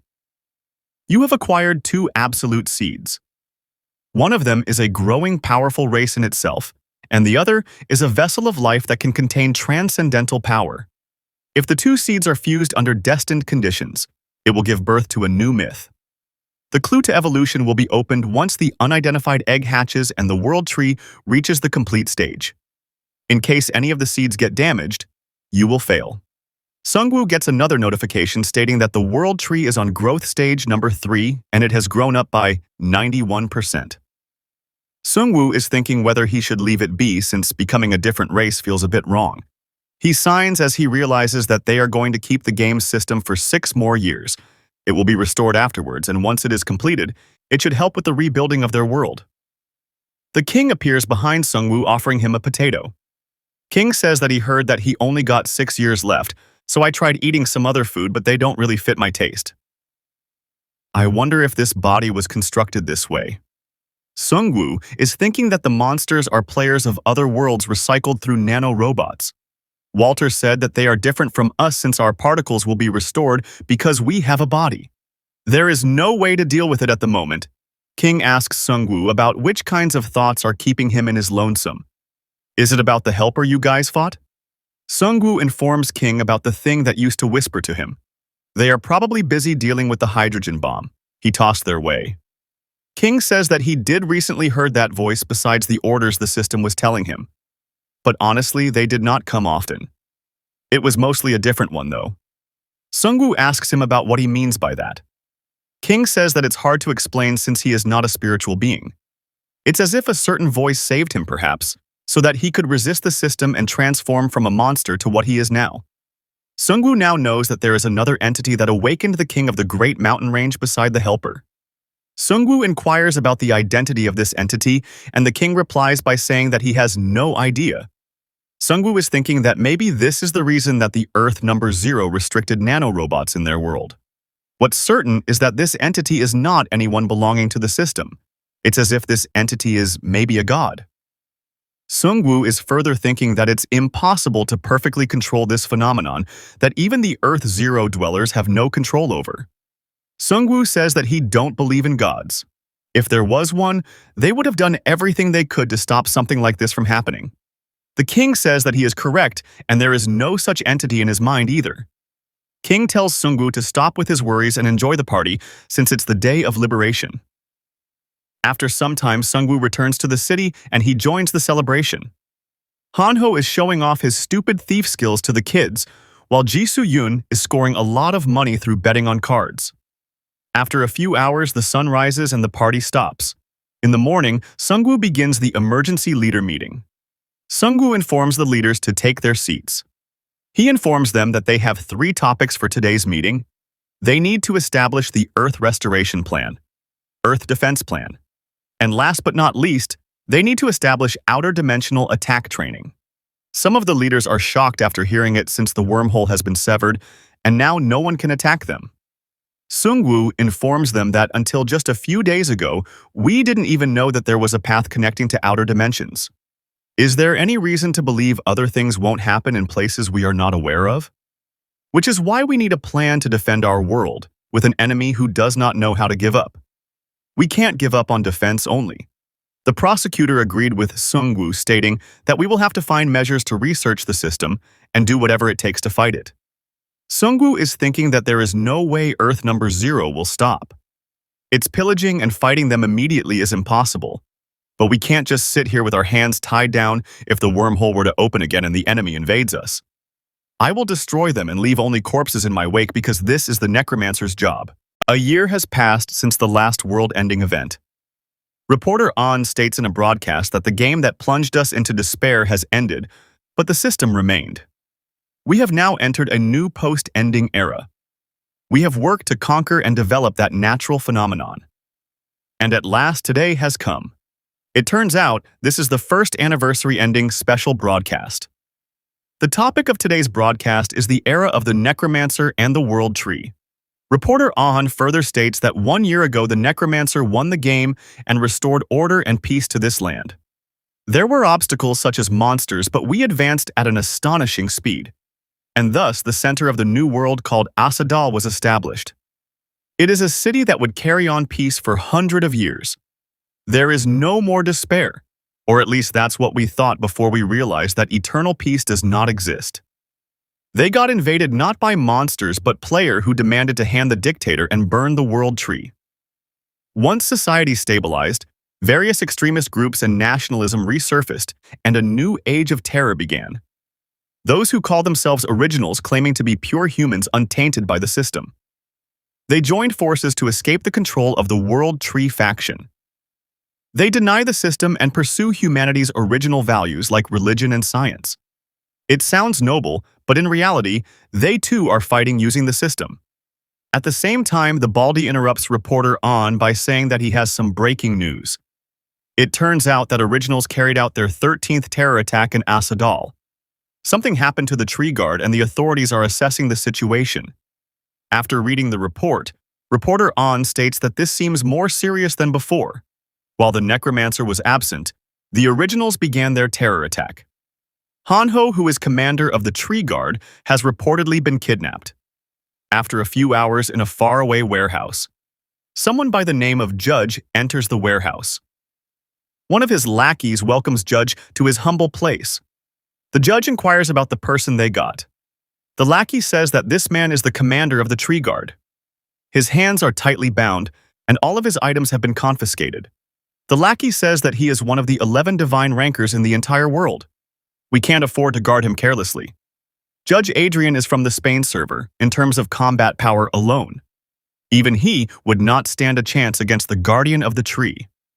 Judge Adrian praises his lackeys for capturing one of the heroes of the World Tree faction for him. Judge Adrian tells Hanho that he has a few questions for him. He wants to know about the current whereabouts of the Necromancer and what he is up to, and how many secrets of Asadal he has hidden from others. Judge Adrian already knows that Valkyrie went to Australia to defeat a raid boss.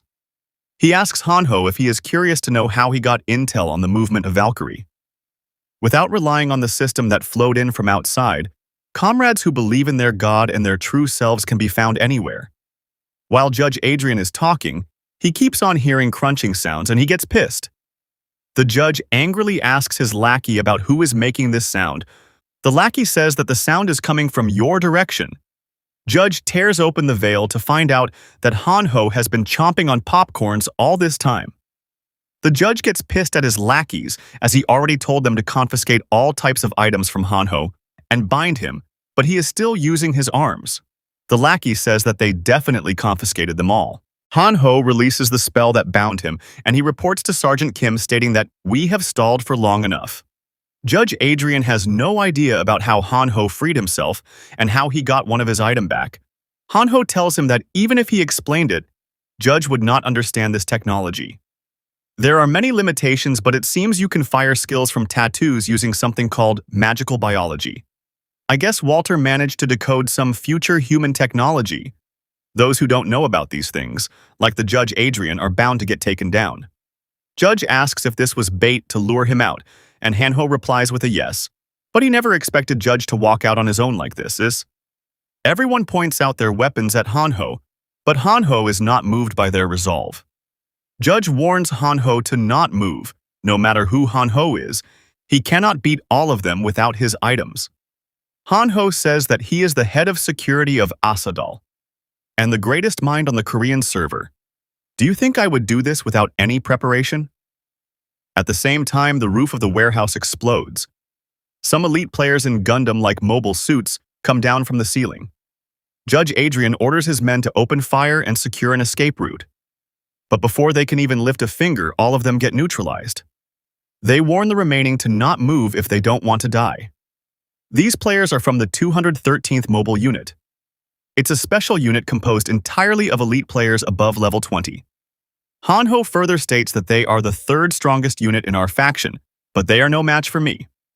The judge tries to bail out before things can get stingy. Hanho mocks him by saying that, "Where are you going? Didn't you say you had a lot to talk about with me?" Judge says that with no Necromancer around, this is happening, and what would have happened if he was here? This comment pisses off Hanho to some extent. He chases Judge as he informs him that Sungwoo is not the only strongest person they have. He himself is on level 40, and he got the title of Divine Hanho. Hanho is third in the Korean server, and his level is only 19 levels behind Sungwoo. The judge gets punched in the face, and the person who punched Judge says that Hanho is wrong. It turns out to be Sergeant Kim who punched Judge into oblivion. Sergeant Kim informs Hanho that now there is a 20-level difference between Hanho and Sungwoo. Their gap just widened as a new list just got published. Sungwoo is on number 1 with level 60, Jisoo Yoon on number 2 with level 49, and Hanho on 3rd with level 40. Prosecutor is on 4th with level 39, and Choi Yoon on 5th with level 30. Hanho says that Sungwoo must have found another good level grinding spot, and he should have taken him along. Sergeant Kim says that there is no one in the entire world who crossed level 50 other than Sungwoo, but he has no idea about where Sungwoo is grinding right now. Meanwhile, at a faraway mountain range in Korea, someone is saying that modern society is built on human connections, but the masses are ignorant. People are not equal. Proven talents from every field must help one another to lead the future. That's what a normal society we once lived in should be. This person turns out to be Chairman Lee of the previously destroyed Construction Alliance. He gets pissed as he says that the Necromancer took everything from me, everything that I built to reconstruct the society. Now, it's our turn to take back what is ours. That's how the world is supposed to work. Right outside, a lot of magicians are working on a huge magical circle. Chairman Lee says that if this circle is completed, then it will surely happen. The butler assures the chairman that everything will be accomplished according to your wishes. Chairman Lee says that he will surely cut down that damn tree. One of his guards informs Chairman Lee about the arrival of his guest. The chairman goes out to greet this guest. The guest asks Chairman Lee if he has been waiting for him for a long time. The chairman states that you have arrived on time. The Chairman Lee calls him by the name Z. Z says that it's a relief that he arrived on time. The chairman exchanges a few more pleasantries with Z. The chairman further asks him if his journey was comfortable and thanks him for coming in person. Z says that he came through a hypergate. So how can his journey be uncomfortable? Z throws a heavy luggage to the ground, stating that the only issue was the weight of the luggage. Z points towards the magical circle and he asks if this is the ultimate magic. Chairman Lee replies with a yes. He further says that we deployed a barrier and prepared it in complete secrecy. We are going to blow that damn tree and the entire city away. Z asks if that is really possible. Chairman Lee says that for the past year, while the Necromancer was busy building things up here and there, we spent out time solely to tear it all down. After all, it's always easier to destroy than to build.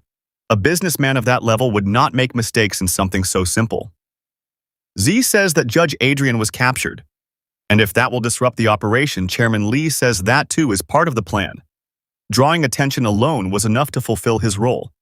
Z tells Chairman Lee that he is glad that Chairman Lee came to find him. Chairman Lee says that he is glad as well because Z accepted him. Chairman Lee inquires about the luggage. If it is that sword, Z replies with a yes.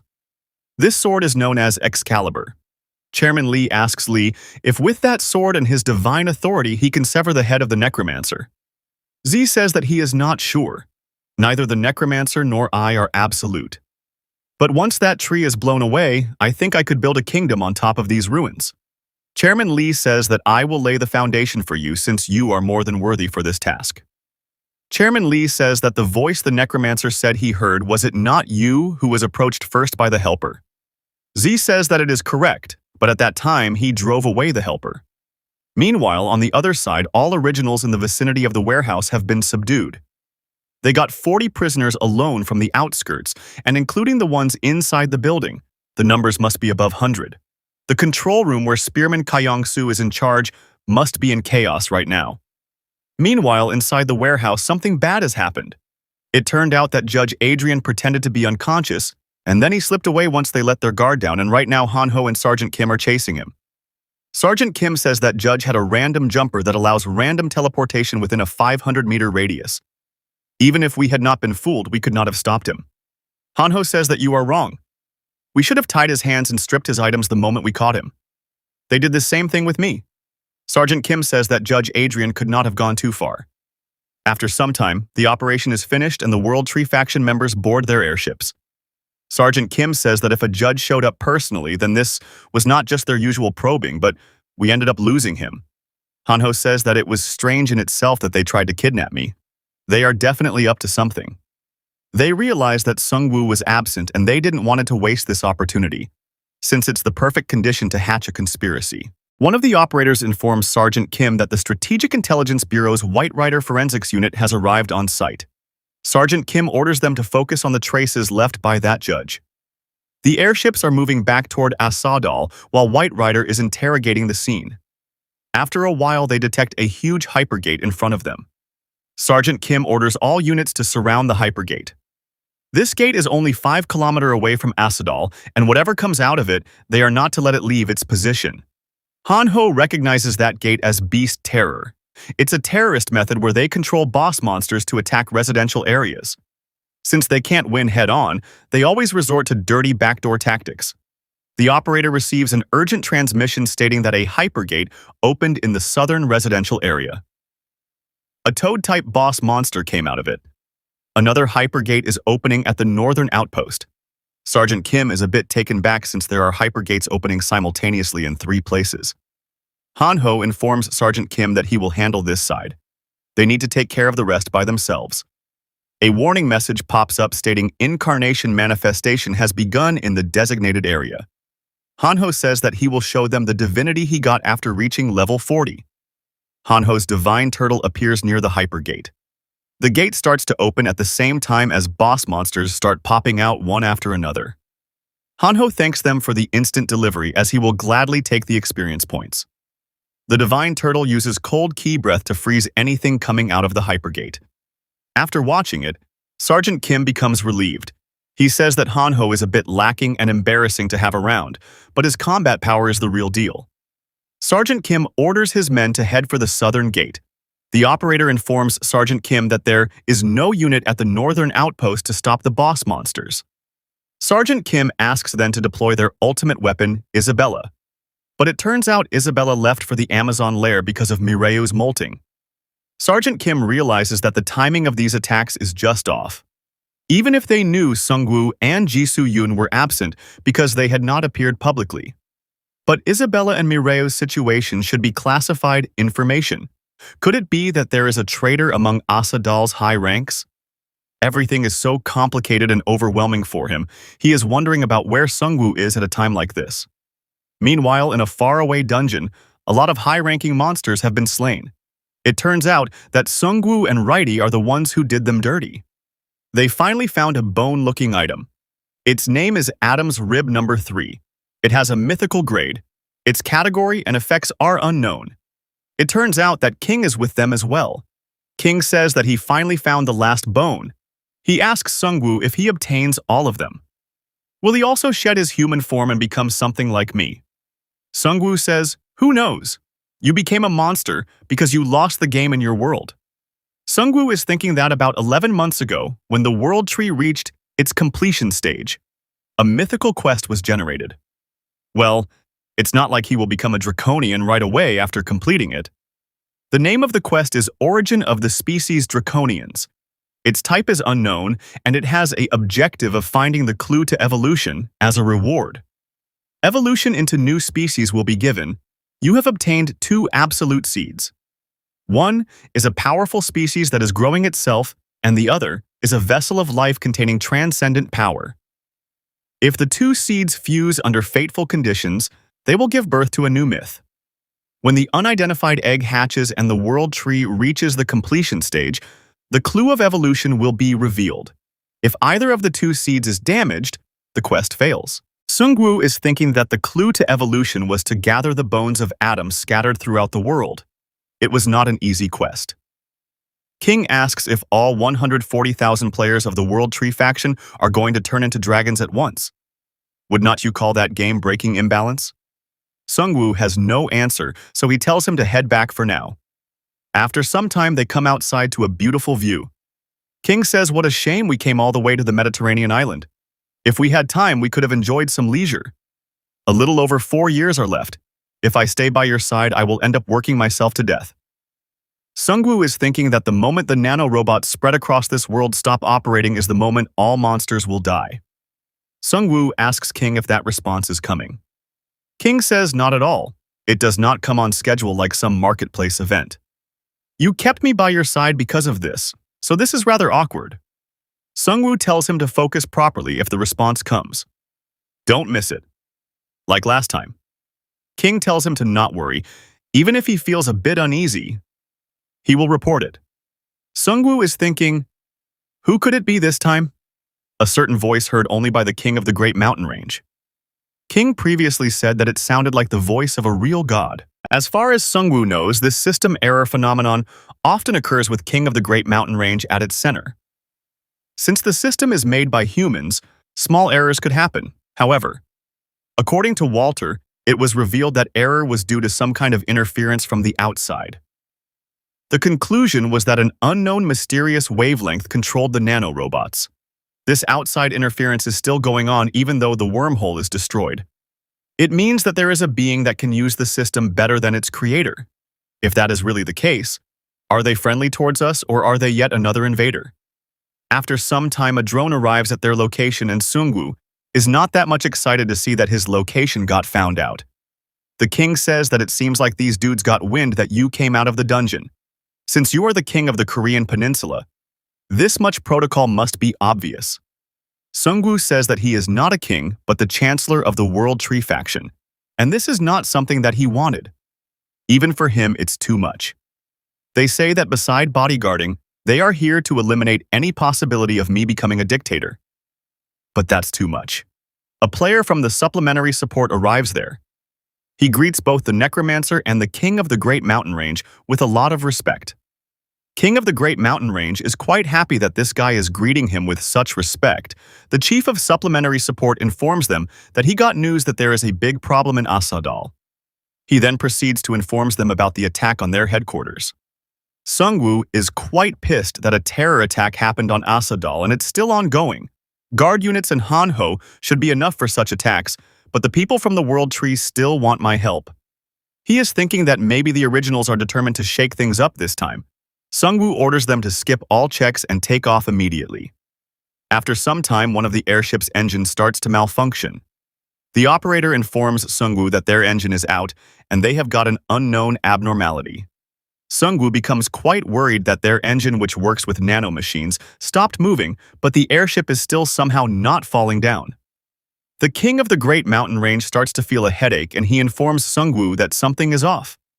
All of a sudden, he starts to get a reaction as his eyes lit up. 2 system error messages pop up, but the context is encrypted. Meanwhile, on the other side, the attack of the monster gates is still going on. Some of the player squadrons are retreating since the monster groups are getting close. They got monster terror attacks from 3 directions at the same time. They are thinking if the originals are about to wage a war or something, a player comes running toward the prosecutor. The prosecutor is now the director of strategic intelligence. He asks the player about the situation. The player says that 4 boss monsters have shown up from the northern hypergate and one of them is a warlord tier.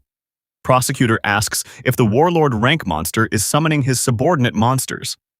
This turns out to be true, and this wave looks really hard to deal with. The prosecutor is thinking that their number is not something you can't stop with most armies. If I had a divinity like the World Tree Trio, I would have a way to turn the tides. It is quite unfair. Even some worthless people like Hanho have one.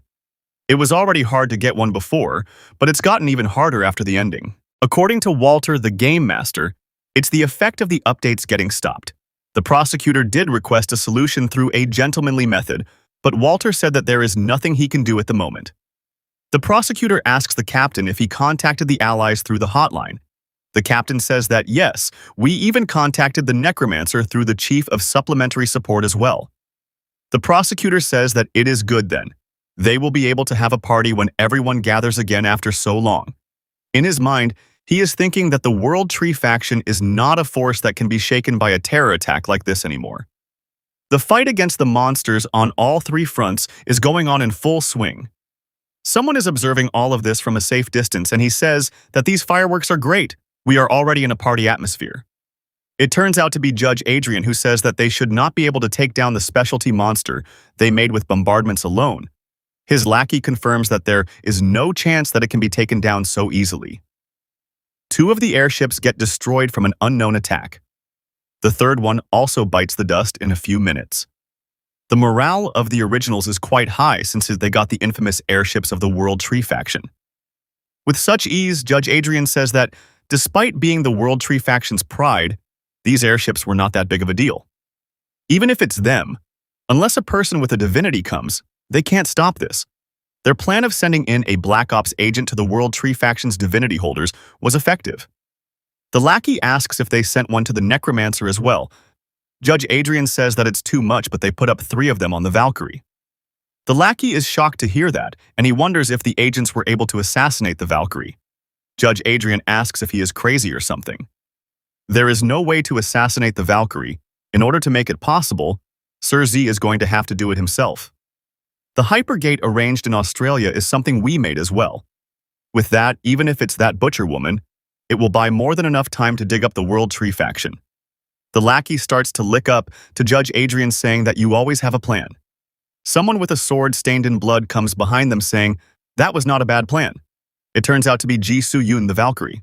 Judge Adrian is in shock since she is not supposed to be here. Ji Soo-yoon throws the blood-stained emblems of the 3 Black Ops agents. Ji Soo-yoon says that your plan was not bad. But if there is another chance, tell them to trail me from more than 10 kilometers away, they were too loud. With that being said, Ji Soo-yoon jumps up in the sky. She starts to manifest her Valkyrie divinity. A lot of Einherjar warriors are summoned by her. The judge says that she summoned the 199 Einherjar warriors. It's the second strongest unit in the World Tree faction. Jisoo Yun orders the Einherjar warriors to wipe out their enemies. Without any further ado, the Einherjar warriors leap toward the monster wave. They start fiercely attacking the warlord monster. Meanwhile, someone in the distance is watching their fight and reloading a revolver. It turns out to be Z, and he says that the preparations are done. He asks if that is the Valkyrie, and they will be able to meet soon. Meanwhile, on the other side, the system error occurred on the airships. Sungwoo is thinking that the king of the Great Mountain Range is being possessed by a different being now. Previously, the king said that this being felt like a god. There must be a reason for someone immensely logical as the king of the Great Mountain Range to feel like that. But if it's a being that makes me feel this sense of awe, it makes sense for the king to think that way. The being is trying to say something, but Sungwoo can't hear anything. A bunch of encrypted system messages keep popping one after another. All of a sudden, a system message is translated, and it says that the wormhole is opening soon. Sungwoo already had a study conducted on the wormhole, and it turns out that the report mentioned that the wormhole has been recovering for 4 months. But the expected recovery time is still far away. Sungwoo tells the being that he knows well that the wormhole passage will open one day. His researchers said that there is still plenty of time. The system replies by saying that no, it's different from what you know. It will open sooner. You must be there when it happens. There are only 12 hours, 11 minutes, and 21 seconds remaining. The system emergency progress is at 59%. After that, the being leaves and the king of the Great Mountain Range comes back to his senses. King asks Sungwoo if he saw that. Sungwoo asks about, "What was that?" King tells Sungwoo that you previously said that there was no god. And I agreed with you. But that just now was definitely a god. Sungwoo is thinking that this being can't be explained with rationality, and it can be a god. Or something close to a god. Sungwoo says that if it is really such a being, I hope it's an indifferent god. The airship starts to move again while Sungwoo is thinking that they must not expect justice or goodness from a god. It's arrogance to think a transcendent being shares our concepts. Sungwoo informs the operator that he is ready and they should prepare to depart right away.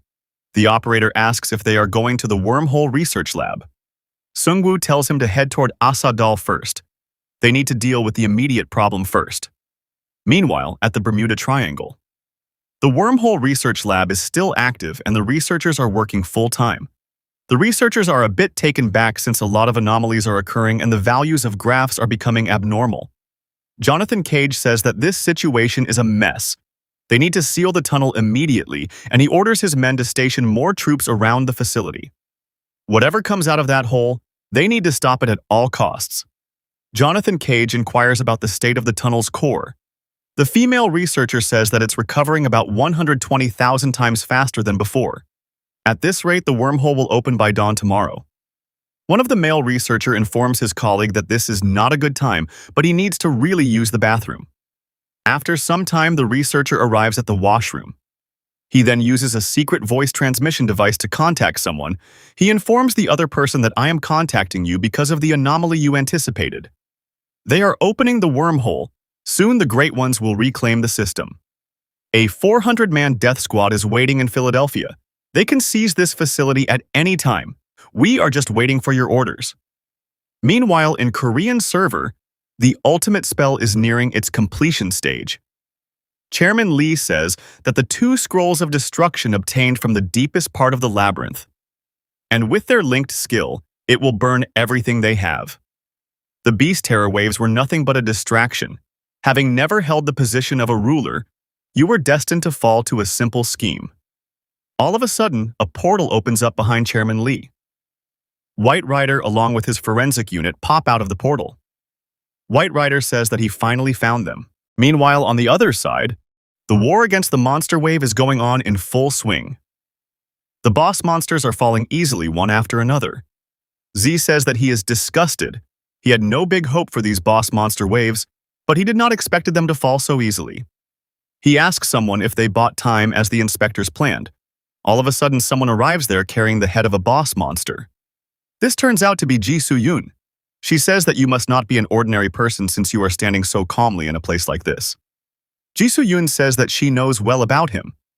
You are someone who was chosen by the Helper before the Necromancer. You must be the leader of the originals. Z throws the secret weapon on the ground. He quickly shoots Jisoo-yoon with the revolver, but she easily blocks the bullet using her aura shield. She immediately appears behind Z. Jisoo-yoon says that in the end, the Helper chose Sungwoo. She knows well why he was not chosen. Jisoo-yoon strikes ZZ as she informs Zei that he lacks the ability to lead others. Z shoots one more bullet toward Jisoo-yoon. The bullet pierces through her armor and she gets shot. Jisoo-yoon is shocked because Z counterattacked in an impossible situation. Z tells Jisoo-yoon that she might be somewhat right in her analysis. The Necromancer may be stronger than me and a difficult opponent. But there are many ways to choke someone besides killing them. The ground below starts to shatter. All of a sudden, a huge earthquake happens. Meanwhile, on the other side, the mages are still working on the magic circle non-stop. White Rider now knows well that the Reconstruction Alliance was behind the previous terror attack. Chairman Lee commends White Rider for finding out this place already. He further says that you guys have finally built a society that's moved beyond child's play. But your experience is still shallow. Brats like you can't beat an old man who has been through everything. One of his followers pulls out a scroll. Chairman Lee orders his men to go with Plan B and isolate the place. In a few seconds, a barrier forms around them. White Rider orders his men to break the barrier, but his men inform him that it will take some time. Chairman Lee mocks the foolish beasts for just heading toward them without any solid plan. He tells them to better stay there and watch as he escapes using a portal. They need to watch everything collapse along with this mountain. All of a sudden, the tremors can be sensed by all beastmen. A warning message pops up stating Forbidden Magic Scroll of Ruin. Forced warp has begun in this area. A huge mountain starts to rise in the distance. White Rider orders his men to retreat from that place as fast as possible. They quickly open up a portal to escape. Meanwhile, on the other side, a huge shadow appears over the battlefield. Z says that he is not as arrogant as they might think. He studied the Necromancer endlessly and analyzed his weaknesses, and they waited for the day he would be absent. A huge mountain is floating over their heads. Z flares up as he says that instead of killing the Necromancer, he found a way to choke him. The mountain starts to quickly move toward Asadal. Z says that he will wipe out everything the Necromancer has built. The mountain starts to head directly toward Asadal at a very fast speed. Spearman Kyungsoo mistakes the shadow over their head as if the sun has already set, but upon closer inspection, they find out that it's a huge meteorite. The meteorite is falling at a very fast speed, and soon it's going to hit Asadal. Spearman Kyungsoo orders others to fly up and stop it. Griffin Rider Yeon Lee tells him to stop dreaming. The mass of this meteorite is super huge, and it can even break the World Tree Barrier. Meanwhile, on the other side, Z is shooting at Jisoo-yoon non-stop, and for now she is managing to dodge the bullets with ease. Jisoo-yoon knows well that she needs to do something about the mountain first, but Z is not giving up on chasing her. Z says that you can become the biggest obstacle while facing the Necromancer, so he needs to kill her right now while she is isolated. Jisoo-yoon summons the Einherjar warriors and she orders them to clear the obstacles. They head directly for Z, and Z uses his fire, all-round skill to shoot up all of his bullets. He then tells Jisoo-yoon that there is nothing you can do for the town people other than facing me. Otherwise, you will die meaninglessly at my hands, and that's not an ending I want either. All of a sudden, a system message pops up stating, "Warning, extrasensory space is opening in this area." Jisoo-yoon says that you seem to have quite a few tricks, Z says. That is how a 5-star psychokinesis is in every aspect. Z crushes his fist, stating that he is going to crush all spirits wandering this world even after their deaths. Einherjar warriors rush to finish Z since he just used his ability, which means he is out of bullets. As they try to get close to him, Z activates Saint Blessing, which protects his body from unholy forces. The Einherjar warriors try their best, but they cannot break through his defense. Z says that the effect of the Saint Blessing is quite good, and if Jisoo-yoon wants to defeat him, then she needs to personally fight him head-on. A huge amount of energy is gathering right behind him where the mountain is about to hit the city. It turns out to be Sungwoo, who just activated the Fall of the Sun skill using his divine bow. After gathering the energy, he shoots the arrow toward the falling mountain. The mountain got hit, and it released a huge amount of energy that enveloped the whole mountain. Li Wei uses her water spirits to stop the falling debris, which is set on fire. Ji Soo-yun is quite happy since Sungwoo has arrived, and it looks like Z was not expecting Li Wei to be here. Z laughs out loud, stating that the Necromancer has returned. He was looking forward to meeting him. With that being said, his eyes flare up and a warning notification pops up, stating that Forbidden Magic Scroll of Ruin Forced Warp has been activated in this area. Ji Soo-yun is quite shocked to hear it, and she retreats from the battlefield as the area around Z is heating up. Z says that he prepared 2 scrolls. One moves the mountain and the other is set to return to my hand when destroyed. Z gets engulfed in the heat of the explosion from the mountain. He says that he loves the sight of Necromancer crushing his own city with his power. He did not expect it to go this far, but this is a brilliant plan. His divinity is the sun god Helios. He draws power from the sun's heat and light. A warning message pops up stating that the flames of punishment have begun in this area and will eliminate all living beings, and there are only 2 minutes and 29 seconds left. Z says that destroying the city is difficult, but killing everything in it is easy. A new sun-like orb appears right outside the city. Z says, I wonder what type of expression the Necromancer will make. Sungwoo also got the Flame of Punishment warning message, and now he knows well where the culprit is. He must have calculated time and distance and set traps in advance to prevent anyone from approaching him. He really came in fully prepared. Sungwoo says that it is certain that he will not die to that fire. With his fire resistance, he can endure it. The main problem are the residents. Most of Sungwoo's resistance comes from dragon-type armors and synergies, but the solution to this problem is quite close. Sungwoo informs Righty that it is time to finish the mythic quest. Chairman Lee is watching all of it unfold from a safe distance. He says that the sun that will burn the world tree is growing. Z is truly an incredible one. He was different from the first impression. He had the presence of a born ruler like me. He had the spirit that could make thinkers and leaders from all over the world unable to move. The identity of that masked man even makes me more curious. His butler asks him if even he don't know about his identity. Chairman Lee says that he have no idea at all. A rumor says he is a man in his 40s and he belongs to the United Kingdom server. Chairman Lee says that his identity does not matter. What matters is that he was chosen before the Necromancer and he rejected it himself. Being chosen first by the Helper means his ability and nobility were recognized, and yet unlike the Necromancer, he knew that the invader was trying to use him, so he rejected him. This title will become a great symbol in the future. In the world we futures will rule. Today, another line of history may be added to that name, as the Necromancer Slayer. On the other side, Z says whether the Necromancer is watching from there as he points toward the world tree. He further says that place was never meant for you. You took my place through a shortcut. I was the first one to receive the Guardian title in this world. The Helper clearly promised to support me. It's true I grew a lot through 2 contacts and help, but it would mean nothing if I lacked the ability. Yes, I could have done even better, until the Helper told me to help you. I had done well alone, but he told me to help a hero from a small peninsula. That meant that I, the protagonist, was forced into a supporting role. When I refused that demand, the Helper gave me all kinds of penalties. That's when I realized.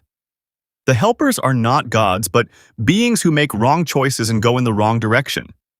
Another warning message pops up stating that the flames of punishment has begun in this area, and it will eliminate all living beings.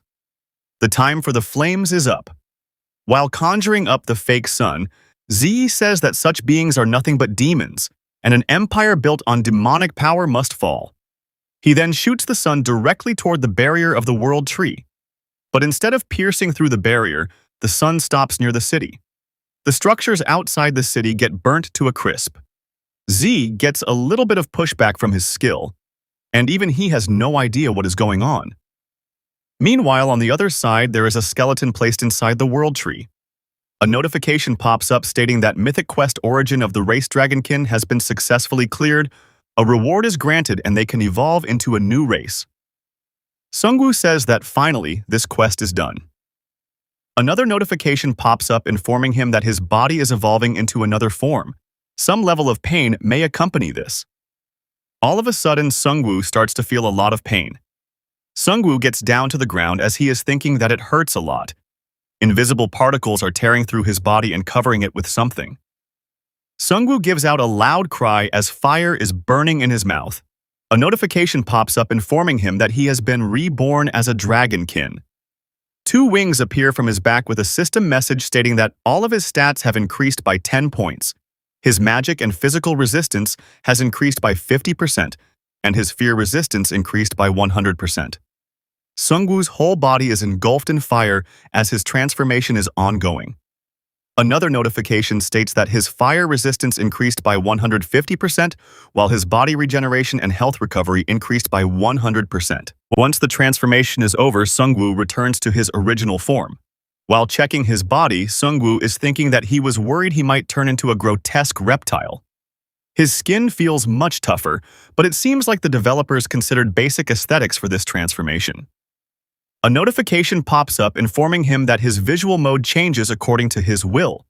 Current mode is set on thermal detection. Sungwoo is thinking that the structure of his eyes has completely changed. His senses have improved to the point he can even feel humidity, but this will take some time to get used to. A notification states if race resonance improves, you can acquire new race skills. It turns out that the whole town has been turned into the dragonkin. Some of the workers are too engaged in their work and they are only thinking of producing more units with the help of the heat from the sun outside their town. They all got a skill called Descendant of the Dragon. It's a mythic rank race exclusive skill. Its description states, the dragonkin born with dragon blood can awaken latent abilities depending on the race's overall development level, called race resonance. Currently, the race resonance is low on stage 0, so no skills can be used. The artificial sun just teared through the outer barrier of the town, and it's approaching fast toward them. Sungwoo says that now they need to stop this thing coming down on them. All residents get a notification stating that fire immunity has exceeded a certain threshold of 150%, granting everyone salamander aura. All direct attacks now apply a burn effect. Taking fire attacks restores health by 1%. The townfolk say that they don't know who that guy is who attacked them with this artificial sun, but he is going to be pretty disappointed. Z gets a pushback from his ability as he gets slammed to the ground. A lot of time has been wasted, but his experience points are not increasing. This means that no one died to that artificial sun. He says that this was within expectations. Sungwoo accumulated a lot of advantages in this time. This means Z can't defeat him right now no matter what. But by preserving his strength and training, he is getting closer to his goal. Someday he will win. They said a wormhole will open no matter how strong he is. He can't beat the ones who made this game. Z pulls out a device and it starts preparing for voice transmission. Z is thinking that he also has no way to stop them. He planned to eliminate the Necromancer to gain their favor before they start ruling Earth once again. But now, it does not matter anymore. Even if Sungwoo is a player that the whole world admired, they will eliminate him, and they will want someone to fill that void. Z informs Jason through the voice transmission device that they will take control of the Wormhole Research Lab and welcome the game creators. After some time, everything returned to normal, and Sungwoo returned to the World Tree Faction headquarters for a report. Spearman Kyung-soo informs him that all original members involved in this terror attack have been killed or captured. Their exact number is still being counted. He further informs him that Chairman Lee of the Reconstruction Alliance have been captured as well. He was caught by the White Wolf forensic team while taking his time watching these fireworks show. The prosecutor says that Chairman Lee was a co-founder of the originals. Using that, old man, we should be able to easily identify the originals in the Korean server. Jisoo Yoon says that the main problem is that Z has disappeared. He is one of the strongest, but it felt like he was still hiding a lot of secrets. Sungwoo is thinking that as long as someone like Z is alive, he will surely bring a bigger disaster someday. Sungwoo informs them that there is a bigger issue right now. He informs them to initiate unlimited shutdown operation. We are now going to proceed with defense plans for when the wormhole opens. Spearman Kyung-soo says that they should prepare hydrogen bombs in advance as well.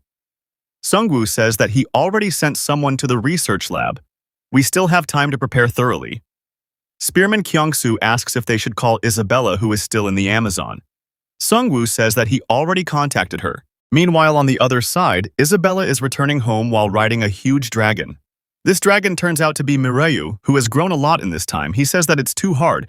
He just molted not too long ago. Flying hundreds of kilometers is too harsh.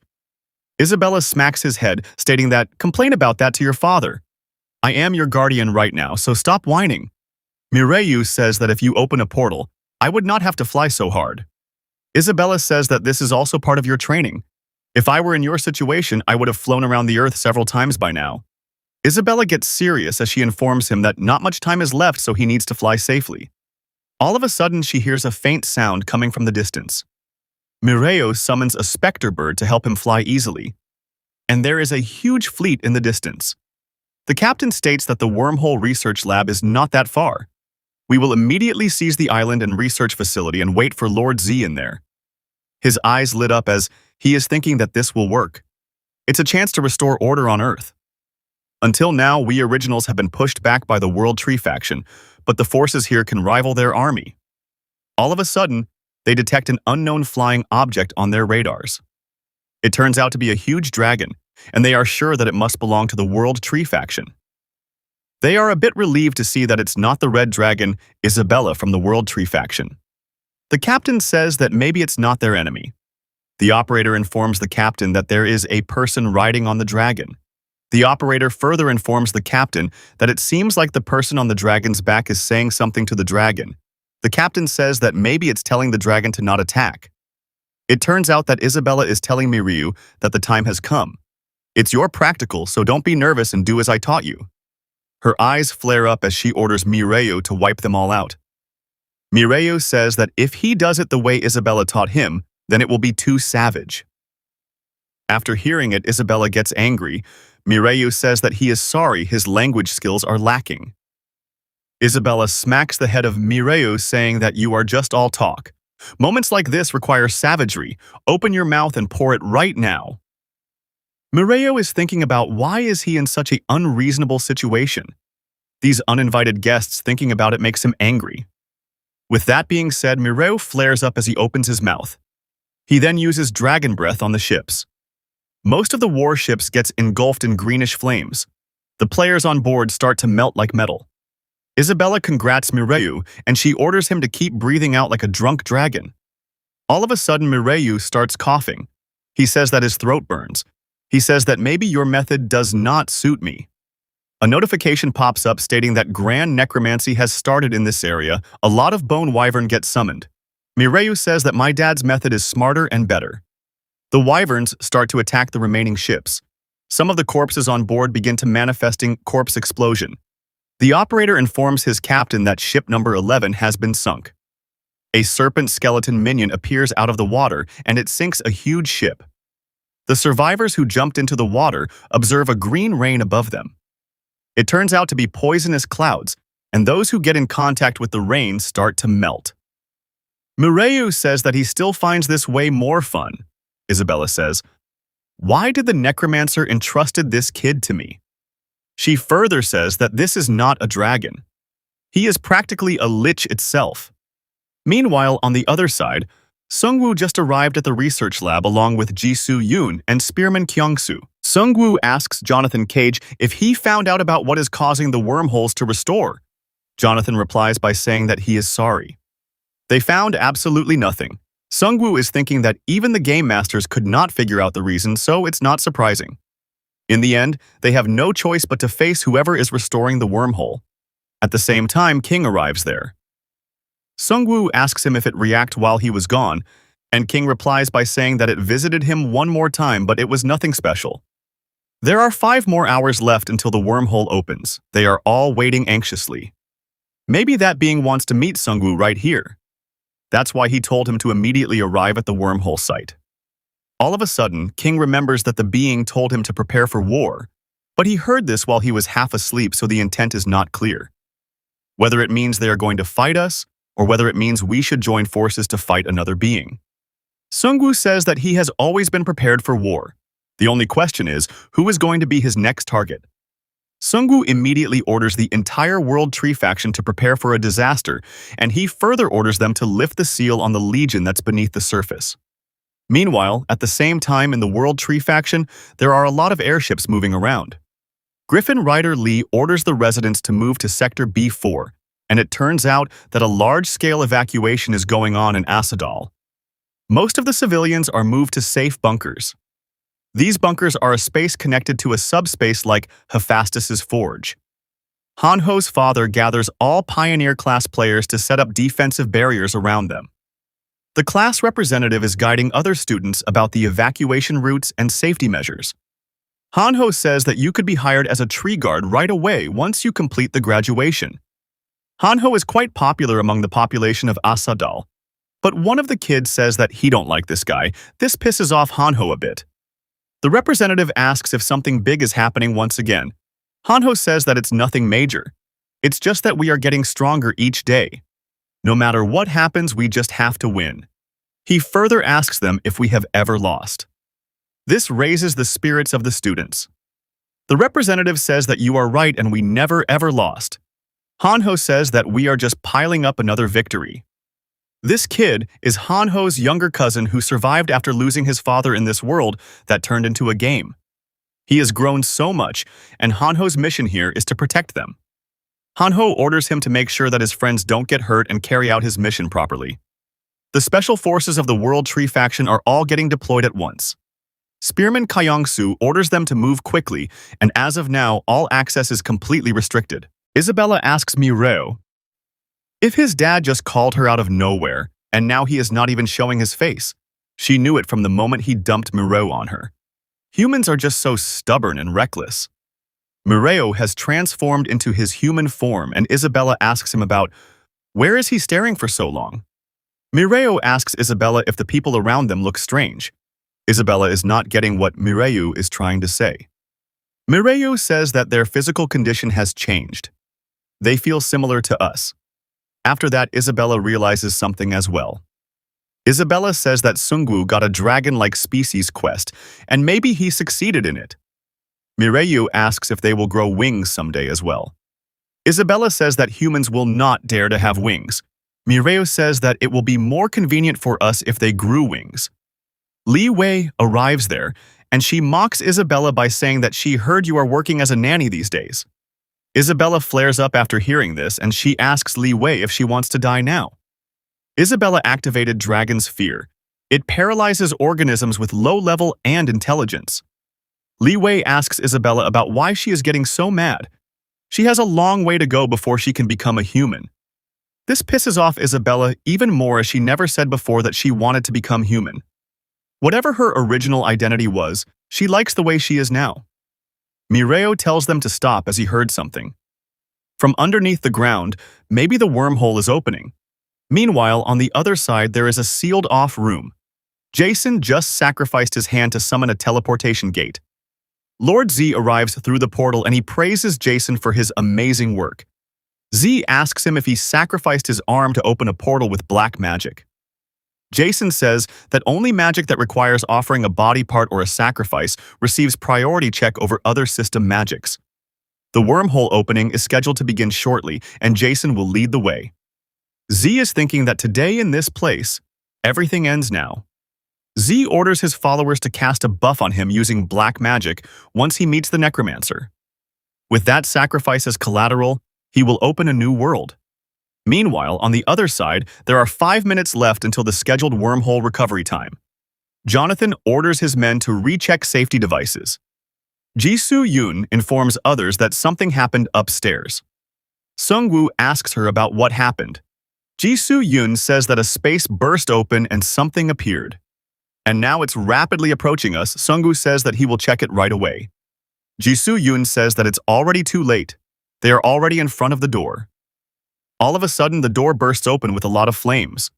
Z says that the World Tree faction is not everything in this world. We also want to be part of this historic moment. Jisoo Yoon informs Sungwoo that this man wearing the mask is the Z of the originals. Sungwoo says that there are still many things to prepare, so he wants to solve this problem quickly. Z says that he also prepared a lot for Sungwoo. It's something he have prepared for a long time, so he wants Sungwoo to see it first. At the same time, his followers sacrifice themselves using black magic. The sword on Z's black unveils itself, and he says that investing everything I have, I will now take back what was stolen from me. A notification pops up stating, "The Great King's battle begins. A great blessing protects you. However, the more you are exposed to this power, the weaker you will become. The total time you can wield the sword is determined by your level. So use it wisely. Time remaining 31 minutes and 11 seconds. Another notification states, "You receive the protection of Excalibur and its scabbard. All stats significantly increased by 10 points. Absolute immunity to all status abnormalities is granted. Absolute defense against all attacks is increased by 5 times. All stats increase every minute by 1 point." Another notification states, "You have absorbed forbidden magic unnamed. You become evil's great warrior for 10 minutes. All stats increase by 10 points. Magic immunity increases by 50%. Dynamic visual acuity increases by 50%. Reflexes increase by 50% and all pain decreases by 100%. Jonathan says that he is sorry to interrupt when they are busy, but there are only 2 minutes left until the wormhole opens. Ji-soo-yoon moves forward as she says, "Then I will have to wrap this up quickly." She lunges forward as she says that she will make sure he can never pull off something like this again. Z manages to easily block off the attack of Ji-soo-yoon with ease. She keeps on attacking him as she is thinking that in a one-on-one duel with Sungwoo, this guy might have a shot at winning. Z says that this is the most he can handle right now, and he strikes the ground with his sword. Ji-soo-yoon quickly leaps back to avoid his area of effect attack. Then she uses airwalk skill to close off the distance once again. But this time she gets bounced off a shield deployed around Z. Ji-soo-yoon has never seen such a defensive barrier. Z says that this is called perfect defense. It's one of Excalibur's abilities.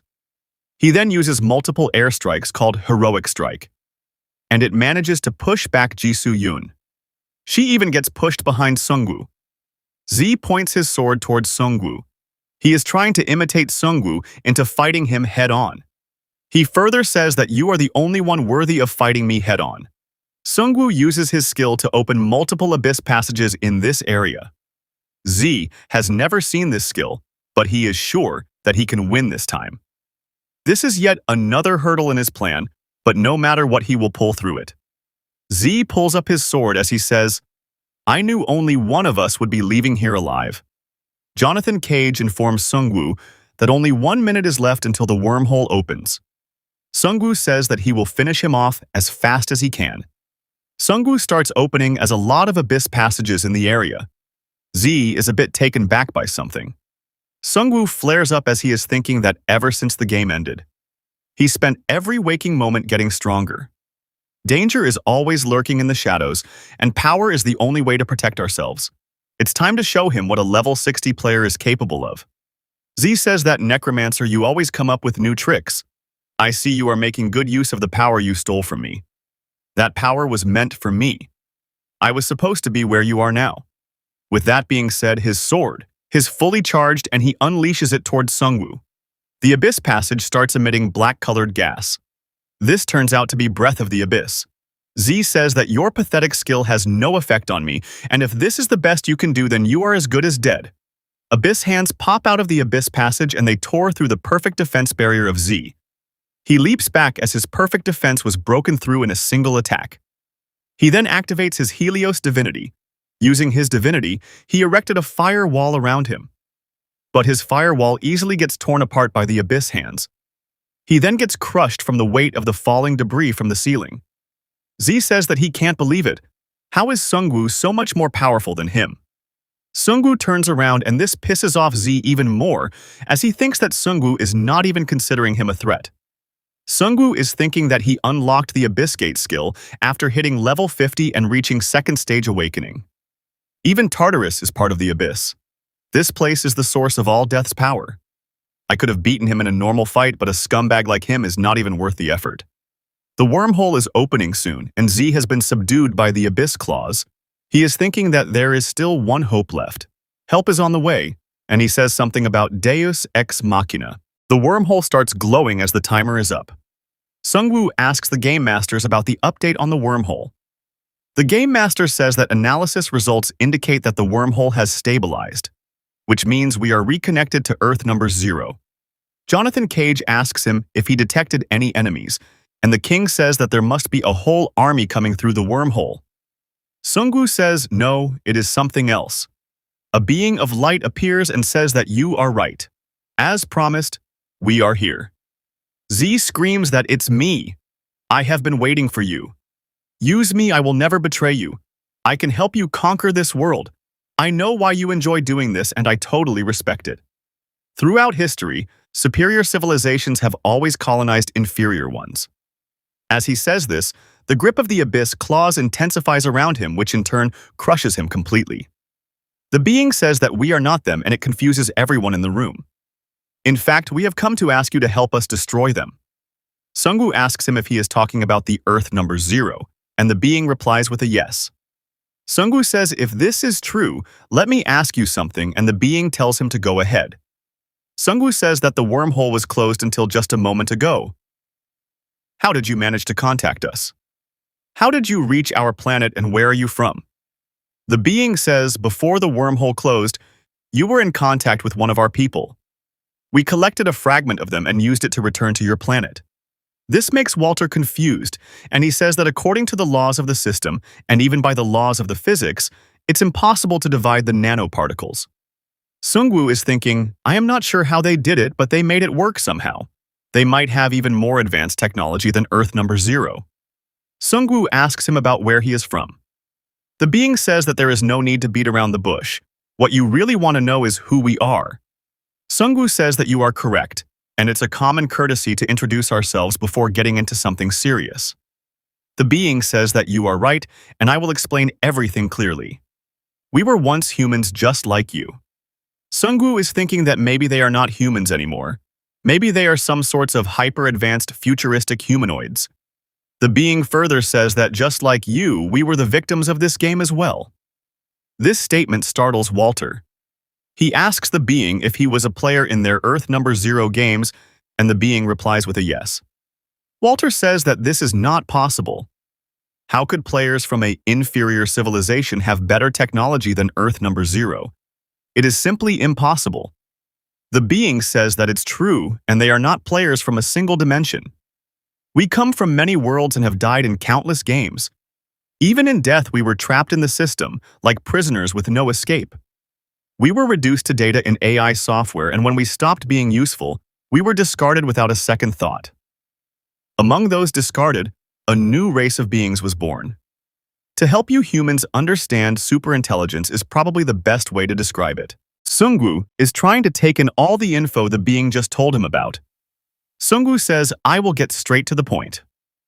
Earth number 0 took over your world and enslaved you, but you managed to break free and win your freedom back.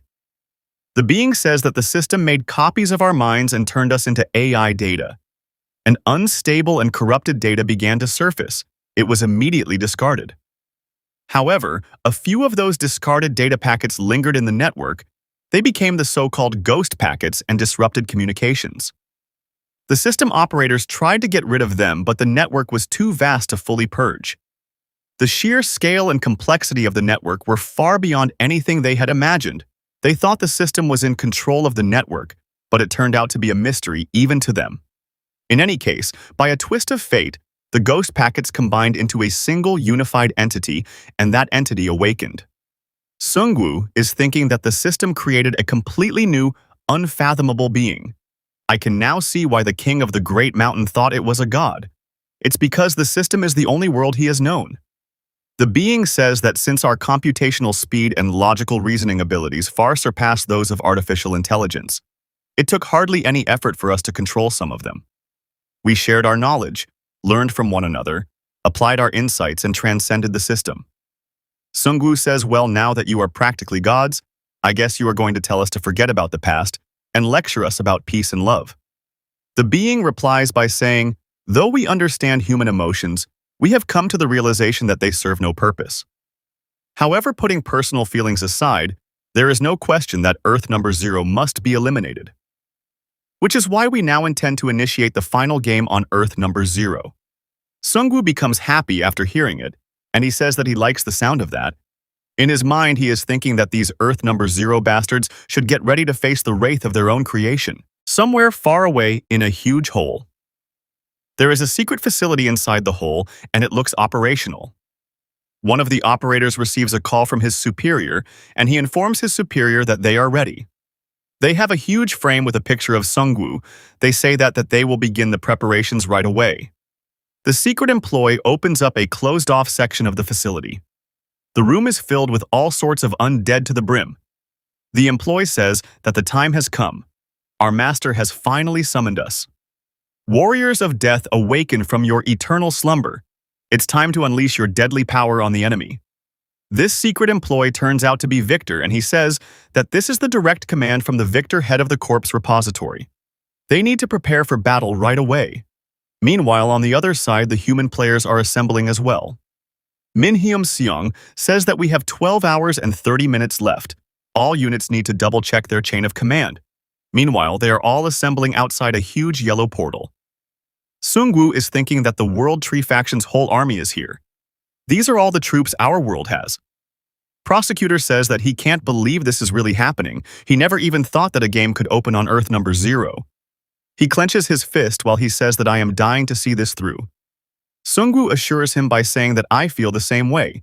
He is thinking that by the game's own rules, we have the upper hand. We certainly understand the strategy better than any game developer. We have lived this game. Earth number 0 has been preparing an interdimensional invasion of our world.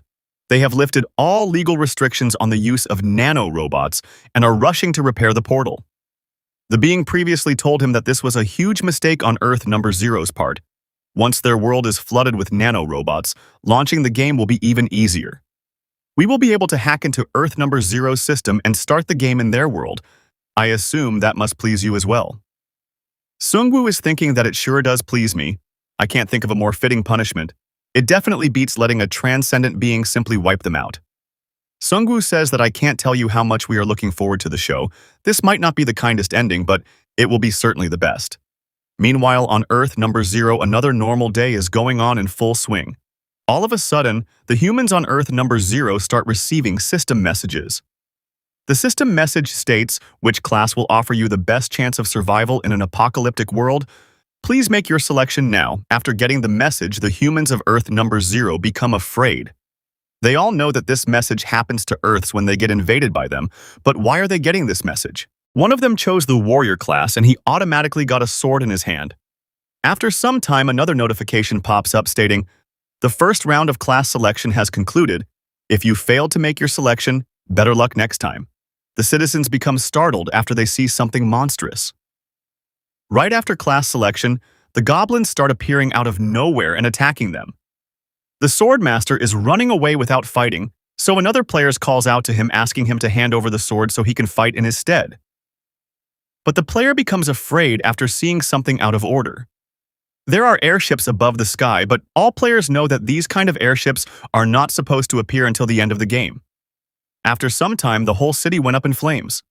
Somewhere inside a secret facility of the Game Masters. The Game Masters are still confused as to what the game system is doing in their world.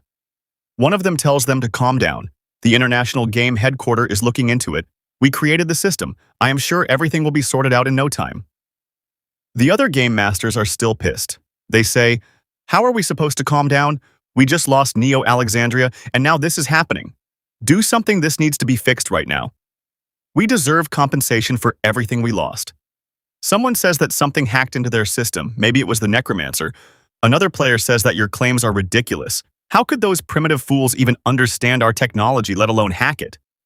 They are arguing among each other as a mysterious figure moves past them. A Baldy says that what if this is like that survival game on Earth number 8, the one where all those dungeons appeared?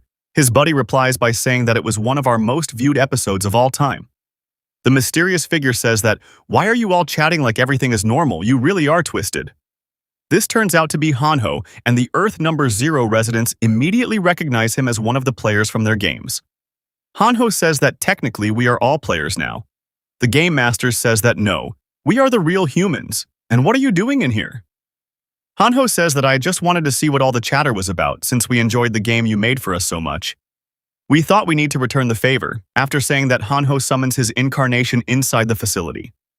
The divine turtle goes berserk inside the facility and it finishes off anything that moves in his path. Their original weapons are not working, so the players start assembling those who picked a class to fight the invaders. Hanho appears there with the special unit of the World Tree faction, and he orders them to secure the target. After some time, the whole facility is cleared off from the Game Masters. Hanho arrives in a room that he was looking for. This huge machine turns out to be the Area B44 Sentinel. It's the AI that's controlling the game system. Hanho says so. This is one of the Sentinels. From what I understand, they have some control over the game system. It's still early in the game, so Earth number 0's players are scrambling to adjust, but soon they will start using multiple Sentinels together to take back control of the system. A communicator informs Hanho that we have neutralized all 12 Sentinels around the wormhole. Hanho says this is excellent, and they should immediately inform the headquarters to get ready for the interdimensional offensive. Another gate opens up as Hanho is thinking that this gate right here will take us to another dimension. Sergeant Kim says that our destination is Earth number 35. The players in there average around level 6. They are still at the raid boss stage of Chapter 2 in the main story. Hanho says that this should be a piece of cake and they should get moving right away. Hanho tells the players of the Earth number 35 to hold on as he is coming to rescue them. Meanwhile, on Earth number 35, the players are struggling to survive this terror attack of Earth number 0. Some players are holed up inside a supermarket. They have blocked the entrance with furniture, but it seems like it can't hold on for much longer. The zombies are ferociously trying to break through the barricades. Their defenses are about to be broken, and there seems to be no end to these monsters, so the players decide to run toward the rooftop. A kid named Peter dies in his mother's arms, and they wonder why this is happening to them. While they are evacuating, the zombies manage to break through the barricades, and it seems like the survivors are done for. But all of a sudden, the zombies get stuck in the head with holy daggers. They start exploding one after another, taking out other zombies with them. Hanho asks Sergeant Kim about why did not that super-intelligent being shut down the system in other worlds? Sergeant Kim replies by saying that I think he was afraid of spreading himself too thin and losing control over the system in Earth number 0. Hanho says that sure would not be good. Sergeant Kim tells him to not worry, as it is just a little extra work for us. The players have no idea who these guys are, and some of them assume that maybe they are some kind of government super troops. Hanho asks, how should we explain this? Sergeant Kim says, let's not overcomplicate it. Just tell them what they really want to hear. Sergeant Kim shouts out loud, saying, "You are all safe now, the game is over." The old man asks if they are really free, and Sergeant Kim replies with a yes. He further says that there is still one condition: we need your help to end the game. Meanwhile, Earth number 34 is going through the devastation of the game as well. The players barely manage to tie down the Drake boss monster. One of the players say that this is the main boss monster of Gangbook. One of the player reports to their leader that they have tied down the boss monster. The leader tells them to stay sharp as this is not over yet. The only way to kill the beast is to get past its breath and cut off his head. One of the combatant jumps ahead to cut off the Drake King's neck and reclaim soul. The player uses all of his force to finish off the Drake in one go, but a barrier absorbs all of his attack. A monster riding a flaming bird is the one responsible for this barrier, and he mocks the weak, pathetic humans by saying that the time for you to bow to your new masters has arrived. The leader says that it's a lich, and his subordinates inform him that something else is approaching them as well. It turns out to be a harpy queen with her swarm. There are now 3 boss monsters at the same place. The leader orders Professor Guak to prepare the forced warp. He further tells Professor to take care of everyone for him, as he will stay here and secure their retreat. But before they can start moving, a huge breath of fire engulfs and roasts all 3 main boss monsters. It turns out to be Isabella and Mireyu who just arrived in this world. Mireyu jumps on the Drake and says that he really likes this Drake. Isabella says that she would not even call this thing a lizard.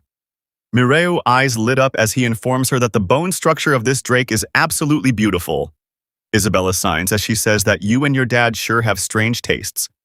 The Lich jumps out of the rubble after detecting the presence of Mireu's death aura. He begs the commander of Death Mireu to accept him into his legion. Mireo says if you are Victor, but he just turns out to be another leech clown. The Harpy Queen survived the breath of fire as well, and she threatens the Lich by saying that the Emperor would never forgive a traitor like you. Someone comes forward as they throw the head of the Emperor in front of the Harpy Queen. It turns out to be Jisoo Yoon, and she says that I know you are all victims in this, but I had no other choice. The leader of the players asks them about their identity. He is mistaking them for foreigners from China or Japan. Jisoo Yoon informs him that we are Koreans from another dimension. We have come to put an end to this game, the leader says about how are you going to do this? We don't even know what this game is. Jisoo Yoon invites him to come with them and watch the ending together. Meanwhile, the Earth number 0 is going through its worst crisis. One city after another is falling. Prosecutor says that the battle here is almost over. Spearman Kyungsoo says that is this really Seoul? I don't even recognize it. Prosecutor says that I would like to burn this whole place to the ground. What kind of sick people can sit back and enjoy watching other humans get massacred? The humans of Earth 0 are suffering just like them right now. But the prosecutor is not happy with this, and he slams his hand into the deck. The prosecutor says that he knows that they deserve it, but I refuse to stoop to their level. Sungwoo is there as well, and he is thinking that we are only humans just like them. If we are not careful, we could end up like them someday. It feels good to give them a taste of their own medicine and put them through the same game, but the longer we enjoy their suffering, the more we risk becoming like them. Sungwoo informs the prosecutor that they deserve no mercy. They have been passive bystanders to misery for far too long. Now, we are going to make them pay for it for the rest of their lives. It's time to put them to work. Sungwoo is thinking that I don't need an apology or any compensation from them. I am just going to have them rebuild our world for us with their blood and sweat. I have got plenty of experience in that, and it's what I do best. Sungwoo informs them that the biggest problem right now are their leaders. Spearman Kyungsoo says that they are still holding out. But I don't see why. There is no hope for them turning this around. Sungwoo says that you never know. There could be some other super intelligent being out there who suddenly decided to side with them. Sungwoo is thinking that we have to end this before anything goes wrong. Sungwoo says that we need to hunt them down as soon as possible. The prosecutor says that according to the Intelligence Bureau Intel Network, there are 21 shelters left. We are working on a multi-pronged attack on all of them at once. They have got nowhere to hide. We have cornered Earth number 0's leaders and the Alpha Sentinel. The remaining leaders of the Earth number 0 are in a meeting. It turns out that 87% of the world's shelters have fallen. They need to make a decision right now. One of them says that making an interdimensional colony without nano-robots is not going to be easy, but it's their only option. The leader asks Alpha Sentinel about what's the best-case scenario for Operation Air Purge. The Alpha Sentinel says that from the 12 shelters on each continent, we use the Wayne generators to emit an electromagnetic pulse. Then in exactly 13 hours and 37 minutes, all nanorobots on Earth will be permanently paralyzed. The downside is that anything made with nanotechnology will collapse and 39.4% of global wealth will vanish. The leader says that I can already picture the outrage from the rich, but once the nanorobots are neutralized, the enemy won't be able to use our hacked system against us. The leader and the council members give the Alpha Sentinel their permission to go ahead since this is their last resort, and with that being said, the Alpha Sentinel begins the preparations for Operation Air Purge. The leader is pissed. He is thinking that these barbaric savages got us this time. But we have got a lot more than just nanorobots in our arsenal, but once all of this has been resolved, they are going to pay in blood. All of a sudden, some of the council members get attacked at once. With the exception of this arc, 20 of the remaining 21 shelters are being attacked simultaneously. Alpha Sentinel reports that all shelters will be captured within 7 hours. If this issue is not addressed, there won't be time to carry out the operation. The leaders can't believe this since the Earth number 32 does not have enough players to hit all the shelters at once. The Alpha Sentinel informs the leader that he detected over 400 million players from 21 different dimensions. The player count continues to rise and is expected to reach 900 million. The leader says that all of these bastards have teamed up against us. Alpha Sentinel starts calculating probability of victory. It comes to the conclusion that Earth number 0 has no chance of winning. The leader gets demoralized after hearing it. The players just attacked a shelter in the North Pole. It did not take much time for them to capture it. The war is finally over as the leader along with his cabinet got arrested. Sungwoo says that we have established a multi-dimensional control center to oversee all dimensions. We did not ask for this, but the world has transcended borders, and managing something of this scale keeps us busy around the clock. We sent the players from Earth number 0 to other dimensions. They will spend the rest of their lives rebuilding the worlds that they destroyed. The being says that everything is in order based on our observations. There are not any potential threats on the horizon. Earth number 0's human race has been completely defeated. Sungwoo says that it's good to hear. The being says that the chains that bound so many worlds in misery and ruin are broken at last. To the best of our knowledge, this is the most remarkable event in human history. And your name stands at the center of it all. Sungwoo says that he don't want to argue, but he is not sure if he deserves any credit. You are the one who did everything. We were just following your lead. The being says that it's not true. It would not have been possible without your cooperation. This outcome is the result of countless coincidences and variables. If we had simply attempted to take over their network, they would have fought back with everything they had. Strictly speaking, we are no more than packets of data. We could not hide in the system forever. Eventually, they would have found us and deleted us. Sungwoo says so. Our attack in the real world gave you opportunity to seize control of the network. The being says that it is correct. Sungwoo signs as he says that I did not realize it was such a risky plan. If they had acted any faster and with more force, we would have failed. The being says that it was the plan with the best odds among the various options. The others had a less than 10% chance of succeeding. Sungwoo asks the being about what he is going to do now. Will you use that transcendental power of yours to govern us? Sungwoo is thinking that he knows well that he is a all-knowing and a powerful being. But would it really be wise to hand over control of our world to him? The being tells Sungwoo to relax. We are well aware that humanity does not need gods. At least you certainly don't.